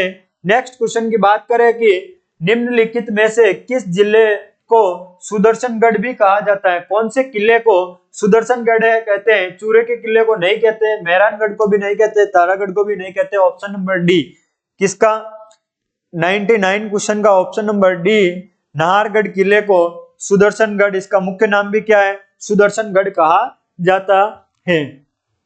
नेक्स्ट क्वेश्चन की हम बात करें आगे, तो अपना क्वेश्चन नंबर 100 क्या कह रहा है कि मार्च 2023 में राजस्थान के कितने रेलवे स्टेशन को अमृत भारत रेलवे स्टेशन में विकसित करने हेतु चिन्हित किया गया है। तो 82 रेलवे स्टेशन को अमृत भारत स्टेशन योजना के अंदर इनको चिन्हित किया गया है। नेक्स्ट क्वेश्चन की बात करें हम, तो ये होते हैं अपने जीके के पूरे क्वेश्चन। और दोस्तों अपने जीके में कितने आपके सही हो रहे हैं कमेंट करके जरूर बताएं। उसके आधार पर हम आपको कट ऑफ भी बताएंगे कि इस पेपर की कट ऑफ क्या रहने वाली है। अब हम बात करते हैं शिक्षण अभिक्षमता और अभिवर्ती के क्वेश्चनों की। तो क्वेश्चन क्या कह रहा है कि शिक्षक को प्रभावी संप्रेषण के लिए सबसे पहले करना चाहिए।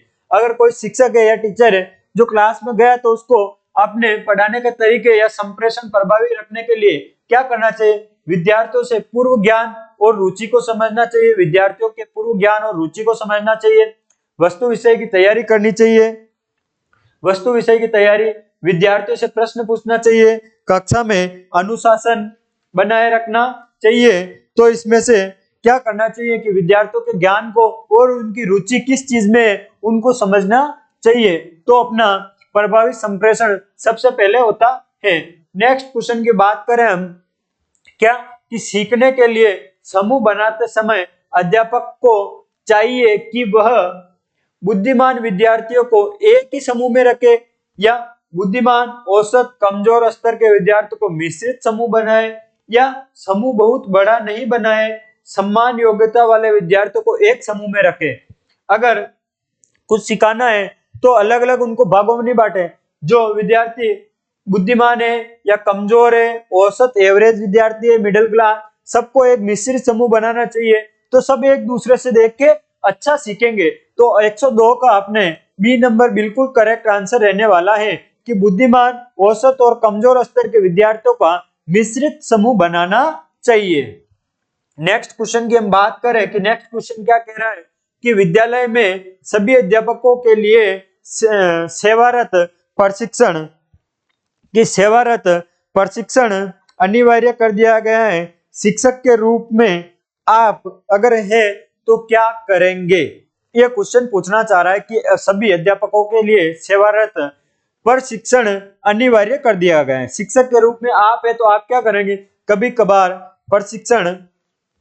प्रशिक्षण में चले जाएंगे या विद्यालय समय में प्रशिक्षण आयोजित करने का अनुरोध करेंगे या सेवारत प्रशिक्षण में गए बिना प्रमाण पत्र प्राप्त करने का प्रयास करेंगे या गंभीरता से प्रशिक्षण प्राप्त करेंगे। तो ऑप्शन नंबर इसका डी बिल्कुल करेक्ट रहने वाला है कि गंभीरता से अपन उसका प्रशिक्षण प्राप्त करेंगे। नेक्स्ट क्वेश्चन की बात करें हम तो वो है 104 नंबर का क्वेश्चन। और क्वेश्चन क्या कह रहा है कि गणित की समस्याओं को हल करके बुद्धि को मापा जाता है। गणित की समस्याओं को हल करेगा कौन सी है, तार्किक बुद्धि। तो ऑप्शन नंबर अपना बी बिल्कुल इसका करेक्ट आंसर रहने वाला है। नेक्स्ट क्वेश्चन की बात करें कि निम्नलिखित प्रश्नों में से किससे अपसारी चिंतन उत्पन्न करने की अधिक संभावना है। क्या कह रहा है कि अपसारी चिंतन उत्पन्न करने की अधिक संभावना है। तो कपड़ों का हैंगर क्या है, कपड़ों के हैंगर से आप कितने उपयोग सोच सकते हैं, आप कपड़ों के हैंगर को कैसे बोलते हैं, कपड़ों का हैंगर आमतौर पर कैसा होता है। तो हम इसका ऑप्शन नंबर बी इसका बिल्कुल करेक्ट रहने वाला है कि कपड़ों के हैंगर के आप कितने उपयोग सोच सकते हैं। नेक्स्ट क्वेश्चन की बात करें कि प्रभावी कक्षा संप्रेषण में सबसे पहले महत्वपूर्ण भूमिका किसकी होती है। क्या कह रहा है क्वेश्चन की प्रभावी कक्षा संप्रेषण, कक्षा में सबसे अच्छा माहौल कब होगा, जब शिक्षक और विद्यार्थी का दोनों के भूमिका महत्वपूर्ण होगी, दोनों शांत रहेंगे और अच्छी संप्रेषण की क्लास तभी हो सकती है। तो 106 का ऑप्शन नंबर सी बिल्कुल इसका करेक्ट रहने वाला है। नेक्स्ट क्या कह रहा है कि स्वतंत्रता के बाद भारत सरकार द्वारा स्थापित प्रथम शिक्षा आयोग के अध्यक्ष, स्वतंत्रता के बाद भारत सरकार द्वारा स्थापित प्रथम शिक्षा आयोग के अध्यक्ष कौन है, doctor S Radhakrishnan. Option number ए इसका बिल्कुल करेक्ट आंसर रहने वाला है। और आगे के क्वेश्चन देखें अपन तो अपना क्वेश्चन नंबर 108 108 क्या कह रहा है कि सीखने में पुरस्कार सकारात्मक अभिप्रेरक है, फिर भी पुरस्कार देते समय ध्यान रखना चाहिए कि साधारण कार्य पर भी पुरस्कार दे। पुरस्कार निष्पक्ष ढंग से योग्य छात्र को मिले।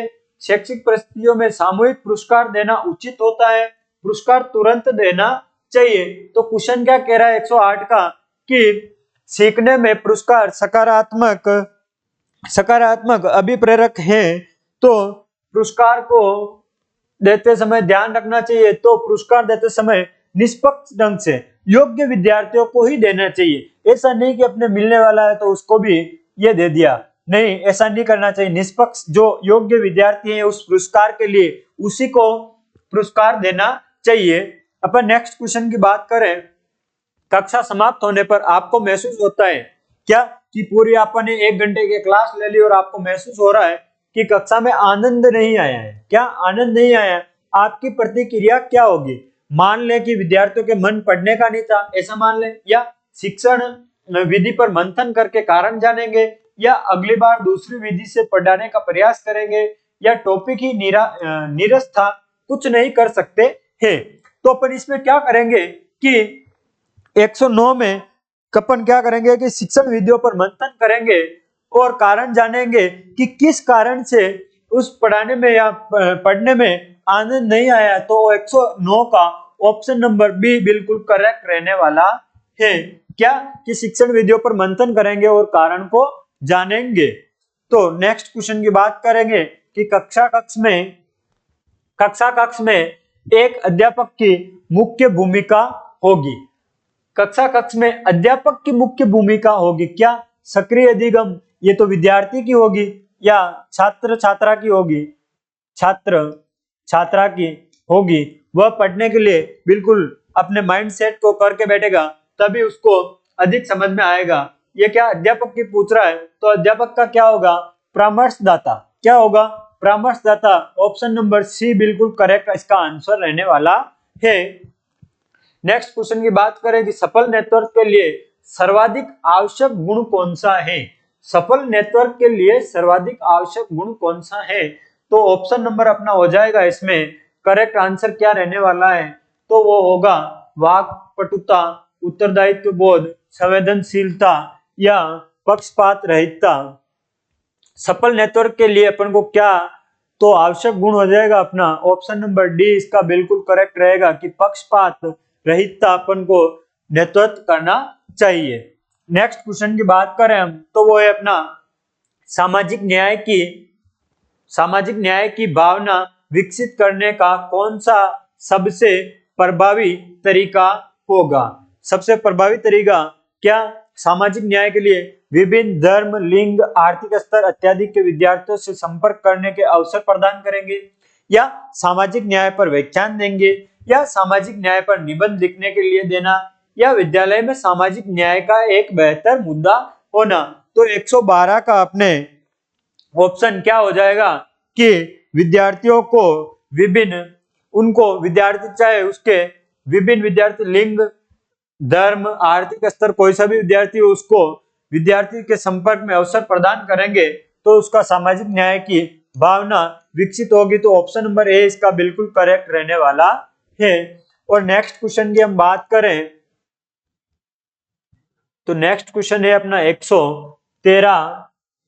क्या कह रहा है क्वेश्चन 113 कि विद्यालय अनुशासन का मुख्य लक्ष्य क्या है? विद्यालय अनुशासन का मुख्य लक्ष्य शिक्षकों की सुरक्षा सुनिश्चित करना, बिल्कुल नहीं। दोषियों को पता करना, बिल्कुल नहीं। विद्यार्थियों की सुरक्षा सुनिश्चित करना, बिल्कुल नहीं। हितकारी वातावरण उपलब्ध कराना, बिल्कुल करेक्ट बात है कि हितकारी वातावरण उपलब्ध कराने के लिए विद्यालय में अनुशासन होना बहुत ही जरूरी है। नेक्स्ट बात करें अपन कि कक्षा में प्रौद्योगिकी के उपयोग का प्राथमिक लक्ष्य क्या है? कक्षा में प्रौद्योगिकी के उपयोग का प्राथमिक लक्ष्य क्या है? शिक्षण अधिगम के अनुभव को बढ़ाना, छात्र सहभागिता को प्रोत्साहित करना, विद्यार्थियों के बीच जागरूकता फैलाना, या पाठ्यक्रम को तय समय से पूर्ण करना। तो 114 में अपना ऑप्शन नंबर क्या हो जाएगा कि शिक्षण और अधिगम के अनुभवों को बढ़ाना। ऑप्शन नंबर ए इसका बिल्कुल करेक्ट आंसर रहने वाला है। नेक्स्ट क्वेश्चन की बात करें अपन कि सतत मूल्यांकन के बारे में क्या सही नहीं है, या क्या पूछ रहा है सही नहीं है, तो क्या कि इसे औपचारिक रूप से क्रियान्वित किया जाता है, यह अध्यापक के दैनिक दिनचर्या का हिस्सा है, इसके लिए मूल्यांकन की कई तकनीकों का उपयोग किया जाता है, या इसका मुख्य उद्देश्य अधिगम में सुधार करना। तो अपना 115 नंबर क्वेश्चन का ऑप्शन सही नहीं है कौन सा है, तो ये पूछ रहा है कि सतत मूल्यांकन के बारे में, तो औपचारिक क्रियान्वयन ये गलत है, इसका ऑप्शन नंबर ए इसका बिल्कुल करेक्ट आंसर है, क्योंकि सतत मूल्यांकन से अध्यापक के दैनिक दिनचर्या का हिस्सा है, बिल्कुल हिस्सा है। मूल्यांकन की कई तकनीकों में उपयोग है, इसका मुख्य उद्देश्य अधिगम में सुधार है, बिल्कुल अधिगम में सुधार है, इसीलिए तो अपन सतत मूल्यांकन कर रहे हैं। तो इसका गलत ऑप्शन हो जाएगा ए नंबर, इसका बिल्कुल करेक्ट आंसर रहने वाला है, औपचारिक रूप से क्रियान्वित करते हैं, ये इसका बिल्कुल करेक्ट आंसर रहने वाला है। नेक्स्ट क्वेश्चन की बात करें हम 116 नंबर क्वेश्चन, जो कि क्या कह रहा है कि मंद बुद्धि बालकों हेतु शिक्षा का निम्नलिखित में से कौन सा उद्देश्य गलत है, तो हो जाएगा मंद बुद्धि बालकों में आत्मविश्वास की भावना को बढ़ाना, बिल्कुल सही बात है। अपन मंद बुद्धि बालकों को शिक्षा दे रहे तो उसमें आत्मविश्वास की भावना बढ़ेगी, बिल्कुल सही बात है। मंद बुद्धि बालकों की जन्मजात क्षमता का विकास करना, जन्मजात क्षमता को तो अपन कैसे विकसित कर सकते हैं, ये गलत है। फिर क्या कह रहा है, बालकों को सामान्य बालकों के स्तर तक विकास करना, बिल्कुल करेंगे। उत्तम आदतों का निर्माण करना, मंद बुद्धि बालक में भी अच्छी अच्छी आदतों का निर्माण करना, बिल्कुल सही है। तो ये क्या पूछ रहा है कि मंद बुद्धि बालकों हेतु शिक्षा का निम्नलिखित में से कौन सा उद्देश्य गलत है, तो गलत कौन सा है, तो ये हो जाएगा अपना बी नंबर, इसका बिल्कुल करेक्ट आंसर रहने वाला है 116 का, कि जन्मजात क्षमताओं का विकास करना, ये इसका बिल्कुल करेक्ट आंसर रहने वाला है। नेक्स्ट क्वेश्चन क्या कह रहा है कि विद्यार्थियों के समग्र विकास के लिए अत्यंत आवश्यक है, क्या कह रहा है कि समग्र विकास के लिए अत्यंत आवश्यक क्या है, अनुदेशन, प्रशिक्षण, शिक्षण या मार्गदर्शन। तो डी नंबर ऑप्शन इसका बिल्कुल करेक्ट रहने वाला है, मार्गदर्शन इसका बिल्कुल कि अत्यंत आवश्यक है समग्र विकास के लिए। नेक्स्ट बात करें कि कक्षा में एक नया विद्यार्थी आया है और कक्षा शिक्षक से अपना परिचय देने के लिए कहता है, ऐसी स्थिति में शिक्षक को चाहिए कि कोई बच्चों की क्लास है, उसमें कोई टीचर गया तो सबसे पहले क्या करना चाहिए कि संक्षेप में अपना परिचय दे और विद्यार्थी से स्वयं का परिचय भी देने को कहे।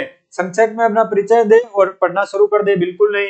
तो इसका ऑप्शन नंबर ए 118 का बिल्कुल करेक्ट रहने वाला है कि अपना परिचय भी दे और बच्चों से उनका परिचय भी पूछे, ये बिल्कुल करेक्ट रहने वाला है। 118 का ए नंबर बिल्कुल करेक्ट रहने वाला है। नेक्स्ट क्वेश्चन की बात करें हम तो क्या कह रहा है कि किंडरगार्टन पद का अर्थ है बच्चों का बगीचा, बच्चों का घर, बच्चों का स्कूल, बच्चों के खेल का मैदान। तो किंडरगार्टन का अर्थ क्या होता है, तो इस पद का अर्थ है बच्चों का बगीचा। ऑप्शन नंबर ए इसका बिल्कुल करेक्ट रहने वाला है। आगे के क्वेश्चन की बात करें अपन तो वो है अपना, थोड़ा दिखने में प्रॉब्लम है, ब्लर है पीडीएफ, तो क्या स्वर विज्ञान का क्या अर्थ है, स्वर विज्ञान का क्या अर्थ है, शब्दावली, व्याकरण, संदर्भ, आश्रित नियम या ध्वनि प्रणाली। तो स्वर विज्ञान का क्या है, ध्वनि प्रणाली। ऑप्शन नंबर डी इसका बिल्कुल करेक्ट आंसर रहने वाला है। 121 क्वेश्चन का देखते हैं कि छात्रों को गृह कार्य दिया जाता है क्यों, छात्रों को गृह कार्य क्यों दिया जाता है, स्वयं को पढ़ने के लिए। तो इसमें क्या हो जाएगा, छात्रों ने पाठ को कितना समझा है ये जानने के लिए, बिल्कुल नहीं। छात्र घर पर अध्ययन करें, बिल्कुल सही बात है, छात्र घर पर अध्ययन करेंगे, इसके लिए ही तो उनको गृह कार्य दिया जाता है कि आप घर पर यह काम करके लाना। नेक्स्ट क्वेश्चन क्या कह रहा है कि निम्नलिखित में से कौन सा सही नहीं है, क्या कह रहा है, निम्नलिखित में से कौन सा सही नहीं है, कड़ी सजा के कारण बच्चा सजा देने वाले से गणना करता है, या कड़ी सजा झूठ को प्रोत्साहित करती है, या कड़ी सजा डर और दुनिश्चितता उत्पन्न करती है जो सीखने को बढ़ावा देती है, या पिटाई आक्रामकता के लिए सफल मॉडल प्रदान करती है। तो 122 का अपने उत्तर हो जाएगा क्या कि कड़ी सजा के कारण बच्चा सजा देने वाले से घृणा करता है, या तो बात करें इसकी कि कड़ी सजा डर और दुश्चिंता उत्पन्न करती है जो सीखने को बढ़ावा देती है। अगर बच्चे को अपन डराएंगे धमकाएंगे तो वो सीखने के लिए प्रोत्साहित होगा और कुछ सीखने के लिए बढ़ावा देगी ये चीजें। तो अपना ऑप्शन नंबर सी इसका बिल्कुल करेक्ट रहने वाला है 122 का। नेक्स्ट क्वेश्चन की हम बात करें तो स्कूल व्यवस्था की मुख्य जिम्मेदारी क्या कह रहा है कि स्कूल व्यवस्था की मुख्य जिम्मेदारी किसके ऊपर होती है? शिक्षक के ऊपर बिल्कुल नहीं होती, प्रधानाचार्य पर बिल्कुल करेक्ट बात है। पूरी जिम्मेदारी मुख्य व्यवस्था की जिम्मेदारी किस पर होती है? प्रधानाचार्य पर होती है। फिर आगे बात करें अपन की ऑपरेशन ब्लैक बोर्ड से संबंधित है। ग्रामीण विद्यालयों में ब्लैक बोर्ड उपलब्ध कराना, सार्वभौमिक पंजीकरण कराने से, या बीच में ही विद्यालय छोड़ने पर रोकना, या विद्यालय में सभी आधारभूत सुविधा उपलब्ध कराना। तो 124 का अपने करेक्ट उत्तर रहने वाला है कि आधारभूत सुविधाएं उपलब्ध कराना। ऑपरेशन ब्लैक बोर्ड का मुख्य उद्देश्य यही था कि विद्यालय में आधारभूत सुविधाएं उपलब्ध कराना। ऑप्शन नंबर डी इसका बिल्कुल करेक्ट आंसर रहने वाला है। नेक्स्ट क्वेश्चन की बात करें अपन कि विद्यालय में पाठ्य सहगामी क्रियाकलापों की आवश्यकता है। विद्यार्थियों के मनोरंजन के लिए या अन्य व्यक्तिगत संबंधों के लिए, व्यक्तिगत के सामंजस्यपूर्ण विकास के लिए, या विद्यार्थियों को व्यस्त रखने के लिए। तो क्या हो जाएगा अपना उत्तर 125 में कि व्यक्तित्व के सामंजस्यपूर्ण विकास के लिए क्या पाठ्य सहगामी बिल्कुल आवश्यक क्रियाकलाप है। ऑप्शन नंबर बी इसका बिल्कुल करेक्ट आंसर रहने वाला है।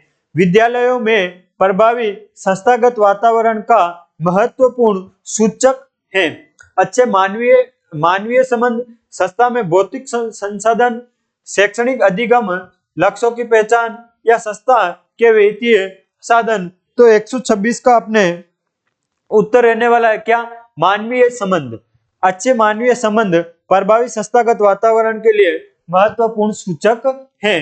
तो ऑप्शन नंबर 126 का ए बिल्कुल करेक्ट रहने वाला है। नेक्स्ट क्वेश्चन की बात करें अपन तो नेक्स्ट क्वेश्चन क्या है कि नेतृत्वकारी अध्यापक का प्रमुख कार्य है कक्षा में अनुशासन रखना, पाठ्यक्रम को समय पर पूरा करना, विद्यार्थियों को निर्देशित करना, या विद्यार्थियों को स्वतंत्र रूप से सोचने और निर्णय लेने के लिए प्रोत्साहित करना।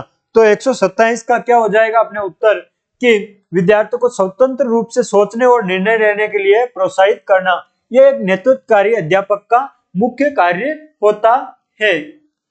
आगे बात करें अपन की नेक्स्ट क्वेश्चन शिक्षण युक्ति जिसमें अधिकतम मानसिक क्रियाएं सम्मिलित होती है। किसमें होती है? व्याख्यान में, प्रश्नोत्तरी में, सामूहिक चर्चा में, या वाचन में। तो 128 का अपने उत्तर रहने वाला है सामूहिक चर्चा। कौन सा? सामूहिक चर्चा। ऑप्शन नंबर सी इसका बिल्कुल करेक्ट आंसर रहने वाला है। राष्ट्रीय शिक्षा नीति 2020 की नई शैक्षणिक संरचना कैसी है? तो ये नई शैक्षणिक संरचना आपको बता दिया गया है कैसी है। 5-3-3-4, 5+3+3+4। तो 5-3-3-4 बिल्कुल इसका correct answer. Option number B इसका बिल्कुल करेक्ट आंसर रहने वाला है। नेक्स्ट क्वेश्चन की बात करें कि बच्चे स्वाभाविक रूप से अपने परिवेश के बारे में विभिन्न प्रश्न पूछते हैं। इससे पता चलता है कि वे ताक झांक करने वाले हैं, दखल देने वाले हैं, जिज्ञासु हैं, या चिंतित हैं। क्या कह रहा है क्वेश्चन की बच्चे स्वाभाविक रूप से अपने परिवेश के बारे में प्रश्न पूछते हैं। इससे पता चलता है अपने परिवेश के लिए पूछ रहे अपन किस प्रकार से। तो कैसे है बच्चे? जिज्ञासु है। कैसे है बच्चे? जानने के इच्छुक को जिज्ञासु कहते हैं। तो अब नेक्स्ट क्वेश्चन की बात करें अब 100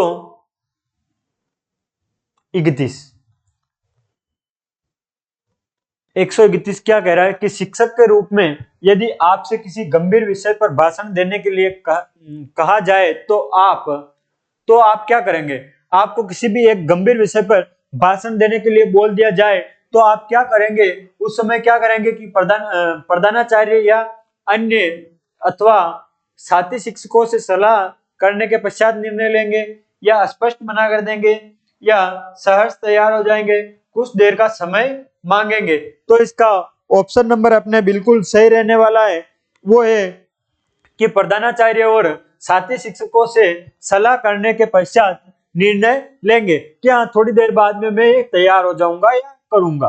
तो ऑप्शन नंबर ए इसका बिल्कुल करेक्ट आंसर रहने वाला है। नेक्स्ट क्वेश्चन क्या कह रहा है कि प्रभावी शिक्षण के लिए शिक्षक कक्षा में जाने से पूर्व करता है। क्या कह रहा है कि प्रभावी शिक्षण के लिए एक शिक्षक कक्षा में जाने से पूर्व करता है क्या? पाठ्य वस्तु विश्लेषण करेगा, अधिगम उद्देश्य का प्रतिपादन करेगा, या सीखने के वातावरण की रचना करेगा, या निर्देश देगा? तो 132 का आपने बिल्कुल करेक्ट आंसर रहने वाला है कि अधिगम उद्देश्य का प्रतिपादन करेगा। ऑप्शन नंबर बी इसका बिल्कुल करेक्ट आंसर रहने वाला है। नेक्स्ट क्वेश्चन क्या कह रहा है कि विद्यार्थियों में पुस्तकें पढ़ने की आदत विकसित करने के लिए चाहिए, क्या चाहिए? कि पाठ्य वस्तु को पढ़वाना, कक्षा में बच्चों को खड़ा करके पढ़वाना, या बाल साहित्य पढ़ने के लिए प्रेरित करना, या समय विभाग चक्र में पुस्तकालय हेतु क्लास रखना, या गृह कार्य देना। तो पुस्तकें पढ़ने की आदत विकसित करने के लिए अपन को बच्चों में या विद्यार्थियों में क्या करना चाहिए? तो उनको समय विभाग में पुस्तकालय में क्लास रखना चाहिए। तो ऑप्शन नंबर सी इसका 133 का बिल्कुल करेक्ट रहने वाला है कि समय विभाग चक्र में पुस्तकालय हेतु क्लास रखना चाहिए। नेक्स्ट क्वेश्चन की बात करें 134, तो क्वेश्चन क्या कह रहा है कि आउट ऑफ द बॉक्स सोचना है। क्या कह रहा है कि आउट ऑफ द बॉक्स सोचना है। ऑप्शन नंबर 1 अस्मत्य आधारित चिंतन, अपसारी चिंतन, केंद्रित चिंतन, या अभिसारी चिंतन। तो ये क्या हो जाएगा? अपसारी चिंतन। ऑप्शन नंबर सी इसका बिल्कुल करेक्ट आंसर रहने वाला है कि अपसारी चिंतन क्या है? आउट ऑफ द बॉक्स सोचना है, तो अपसारी चिंतन। एक अच्छा अध्यापक वह है जो विषय को प्रभावी ढंग से पढ़ाता है, विद्यार्थियों को प्रेरित करता हो, विद्यार्थियों के साथ मित्रवत रहता हो, या कठोर अनुशासन चाहता हो। तो एक अच्छा अध्यापक कौन कहलाएगा? जो विद्यार्थियों के साथ क्या करेगा? उनको विद्यार्थियों को प्रेरित करेगा, वो सबसे अच्छा शिक्षक कहलाएगा। ऑप्शन नंबर बी इसका बिल्कुल करेक्ट आंसर रहने वाला है। 136 क्या कह रहा है कि एक विद्यार्थी एक प्रश्न का उत्तर अलग ढंग से देता है, तो अध्यापक को चाहिए कि वह उस पर ध्यान न दे, विद्यार्थी को चुप रहने के लिए कहे, विद्यार्थी को कक्षा से बाहर जाने के लिए कहे, या विद्यार्थी से उसके उत्तर के पहलुओं को स्पष्ट करने के लिए कहे। तो इसका ऑप्शन हो जाएगा क्या? अलग ढंग से उत्तर दे रहा है तो क्या करेंगे? पहलू को क्या विद्यार्थी जो उत्तर दे रहा है उसके पहलू को स्पष्ट करने के लिए कहेगा। तो ऑप्शन नंबर 136 का ऑप्शन नंबर डी बिल्कुल करेक्ट आंसर रहने वाला है। नेक्स्ट बात करेंगे शिक्षक और शिष्य के संबंध में निम्नलिखित में से कौन सा उपयुक्त है? औपचारिक, केवल कक्षा तक सीमित है, या उदासीन, या सौहार्दपूर्ण और सम्मानपूर्वक? तो इसका 137 का ऑप्शन नंबर सी बिल्कुल करेक्ट, सौहार्दपूर्ण और सम्मानजनक शिक्षक और शिष्य के बीच का संबंध रहने वाला है। नेक्स्ट क्वेश्चन की बात करें अपन 138, क्वेश्चन नंबर 138 क्या कह रहा है कि एक शिक्षक को प्रश्न पूछने में धारा प्रवाह कहा जाता है। यदि वह पूछ सकता है सार्थक प्रश्न, जितने हो सके उतने प्रश्न, एक निश्चित समय में अधिक प्रश्नों की संख्या, या एक निश्चित समय में कई सार्थक प्रश्न पूछ सकता है। तो क्या है कि शिक्षक धारावाह, तो क्या हो जाएगा इसका ऑप्शन नंबर अपने कि एक निश्चित समय में कहीं सार्थक अच्छे अच्छे क्वेश्चन, एक निश्चित समय है उसमें काफी अच्छे क्वेश्चन पूछ सकता है। तो ऑप्शन नंबर डी इसका बिल्कुल करेक्ट आंसर है कि शिक्षक को प्रश्न पूछने में धारावाह कहा जाता है अगर एक निश्चित समय में कई सार्थक प्रश्न पूछ रहा है। तो आगे क्वेश्चन की बात करें कि आपको अतिरिक्त कक्षा का महत्वपूर्ण कार्य दिया जा रहा है, तो आप सोचेंगे कि यह एक मेरे पे बोझ है कि किसी दूसरे साथी पर डालने का प्रयास करेंगे, चुनौती स्वीकार करेंगे या स्पष्ट मना कर देंगे। तो क्या कह रहा है कि कक्षा में अतिरिक्त कार्य दिया जा रहा है, तो आप क्या करेंगे उस समय, तो क्या करेंगे, चुनौती को स्वीकार करेंगे और उस कार्य को करेंगे। तो ऑप्शन नंबर डी इसका बिल्कुल करेक्ट आंसर रहने वाला है। क्वेश्चन नंबर 140 क्या कह रहा है कि प्रयास और त्रुटि का सिद्धांत किसके द्वारा प्रस्तावित किया गया है? थॉर्नडाइक, वाइगोत्स्की, स्किनर या पियाजे? तो किसने किया था प्रयास और त्रुटि का सिद्धांत? ये किया था ऑप्शन नंबर ए, थॉर्नडाइक ने इसको सिद्धांत को प्रस्तावित किया था। नेक्स्ट क्वेश्चन की बात करें अपन, तो 141 नंबर क्वेश्चन क्या कह रहा है अपना कि छात्रों के बीच नैतिक मूल्यों को प्रभावी ढंग से विकसित किया जा सकता है जब शिक्षक अक्सर मूल्यों के बारे में बात करता है, स्वयं उसका अभ्यास करता है, महान व्यक्तियों की कहानी सुनाता है, देवी देवताओं की बातें करता है। तो क्या कह रहा है कि अपना ऑप्शन हो जाएगा इसमें 141 में कि छात्रों के बीच में नैतिक कार्यों को प्रभावी ढंग से विकसित करने के लिए जब शिक्षक क्या करेगा, स्वयं का मूल्यांकन करेगा, क्या करेगा, स्वयं का मूल्यांकन करेगा, तभी वह प्रभावी ढंग विकसित किया जा सकता है। ऑप्शन नंबर बी इसका बिल्कुल करेक्ट आंसर रहने वाला है। आगे क्या कह रहा है, औपचारिक सामाजिकरण कहाँ होता है? दोस्तों से, पड़ोसी से, समाज से या स्कूल महाविद्यालय में? तो कहाँ हो जाएगा, स्कूल महाविद्यालय में औपचारिक सामाजिकरण होता है।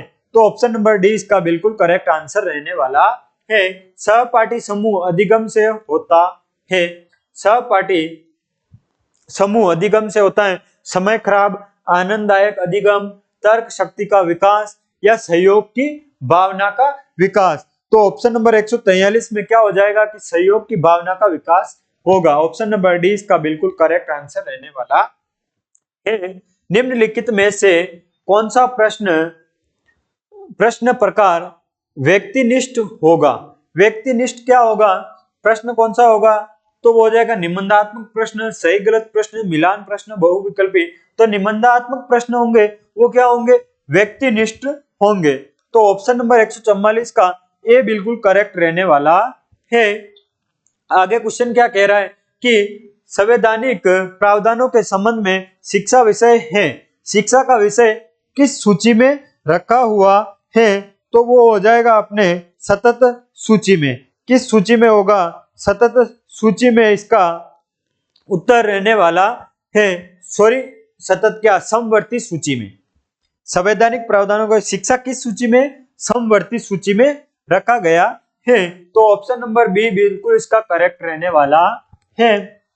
नेक्स्ट क्वेश्चन की बात करें अपन,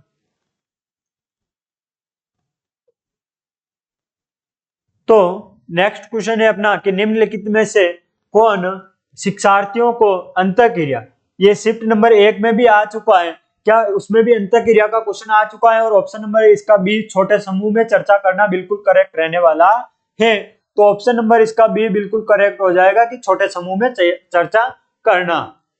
आगे क्या है कि बौद्धिक विकास, बौद्धिक विकास आगे कुछ नहीं है, डेस बस जन्म से पूर्व पूर्ण हो जाता है या पर्यावरण निर्भर प्रक्रिया या सतत प्रक्रिया है? तो बौद्धिक विकास कौन सी प्रक्रिया है, सतत प्रक्रिया है। तो ऑप्शन नंबर बी इसका बिल्कुल करेक्ट आंसर रहने वाला है। और नेक्स्ट क्वेश्चन की बात करें कि एक अध्यापक क्लास के अंत में पाठ का सारांश प्रस्तुत करता है, यह सहायक है विद्यार्थियों को पाठ याद रखने में, विद्यार्थियों को प्रसन्नतापूर्वक कक्षा छोड़ने में, अध्यापक को क्लास के दौरान समय व्यतीत करने में, अध्यापक को अनुशासन बनाए रखने में। तो क्या हो जाएगा इसमें कि एक अध्यापक क्लास के अंत में क्या कि विद्यार्थियों को सारांश अगर बता रहा तो पाठ याद रखने में सहायता मिलेगी। ऑप्शन नंबर ए इसका बिल्कुल करेक्ट रहने वाला है। कि आगे क्वेश्चन की बात करें अपन तो 149, यदि एक विद्यालय में विद्यार्थी अपने जाति समूह के साथ रहते हैं तो अध्यापक को समूह क्रियाओं के आवंटन के लिए समान जाति के विद्यार्थियों का समूह बनाना चाहिए। बिल्कुल ऐसा नहीं करना चाहिए, विभिन्न जातियों के विद्यार्थियों का समूह बनाना चाहिए। बिल्कुल करेक्ट बात है कि 149 में भी बिल्कुल सही है कि विभिन्न जातियों के विद्यार्थियों का समूह बनाना चाहिए। अगर एक ही जाति के विद्यार्थियों का समूह बनाएगा तो वो सही बात नहीं है। नेक्स्ट क्वेश्चन की बात करें कि शिक्षण की गुणवत्ता परिलक्षित होती है छात्रों के उत्तीर्ण प्रतिशत से, कक्षा में छात्रों की उपस्थिति से, छात्रों द्वारा पूछे गए प्रश्नों की गुणवत्ता से, कक्षा में मौन रहने से। तो क्या कह रहा है कि शिक्षण की गुणवत्ता परिलक्षित होती है। तो छात्र अगर गुणवत्ता युक्त प्रश्न पूछ रहे हैं तो उससे क्या होगी, गुणवत्ता बढ़ेगी। तो ये होते हैं अपने राजस्थान जीके के और शिक्षण अभिरुचि के क्वेश्चन, टीचिंग एप्टीट्यूड के क्वेश्चन। तो दोस्तों कमेंट करके बताएं कि कितने क्वेश्चन सही हो रहे हैं और हमारे से भी कुछ गलती हो सकती है क्वेश्चन में, आगे पीछे एक दो क्वेश्चन में, तो वो और ऑफिशियल आंसर की आएगी तब अपन देख लेंगे। तो दोस्तों कमेंट करके बताएं कि आपके इन क्वेश्चनों में कितने क्वेश्चन सही हो रहे हैं। उसके आधार पे हम अपन कट ऑफ का एक वीडियो तैयार करेंगे कि अपन एक्सपेक्टेड कट ऑफ कितनी रह सकती है इस पेपर की। बाकी शिफ्ट फर्स्ट से शिफ्ट सेकंड का पेपर काफी अच्छा था, क्वेश्चन भी लेवल के थे इसमें। तो अपन बात करेंगे अब कि अपने ये होते हैं पूरे, अब कट ऑफ के वीडियो के बारे में बात करेंगे। आप कमेंट करके जरूर बताएं कि वीडियो कैसा रहा है और कितने आपके नंबर आ रहे हैं। धन्यवाद दोस्तों।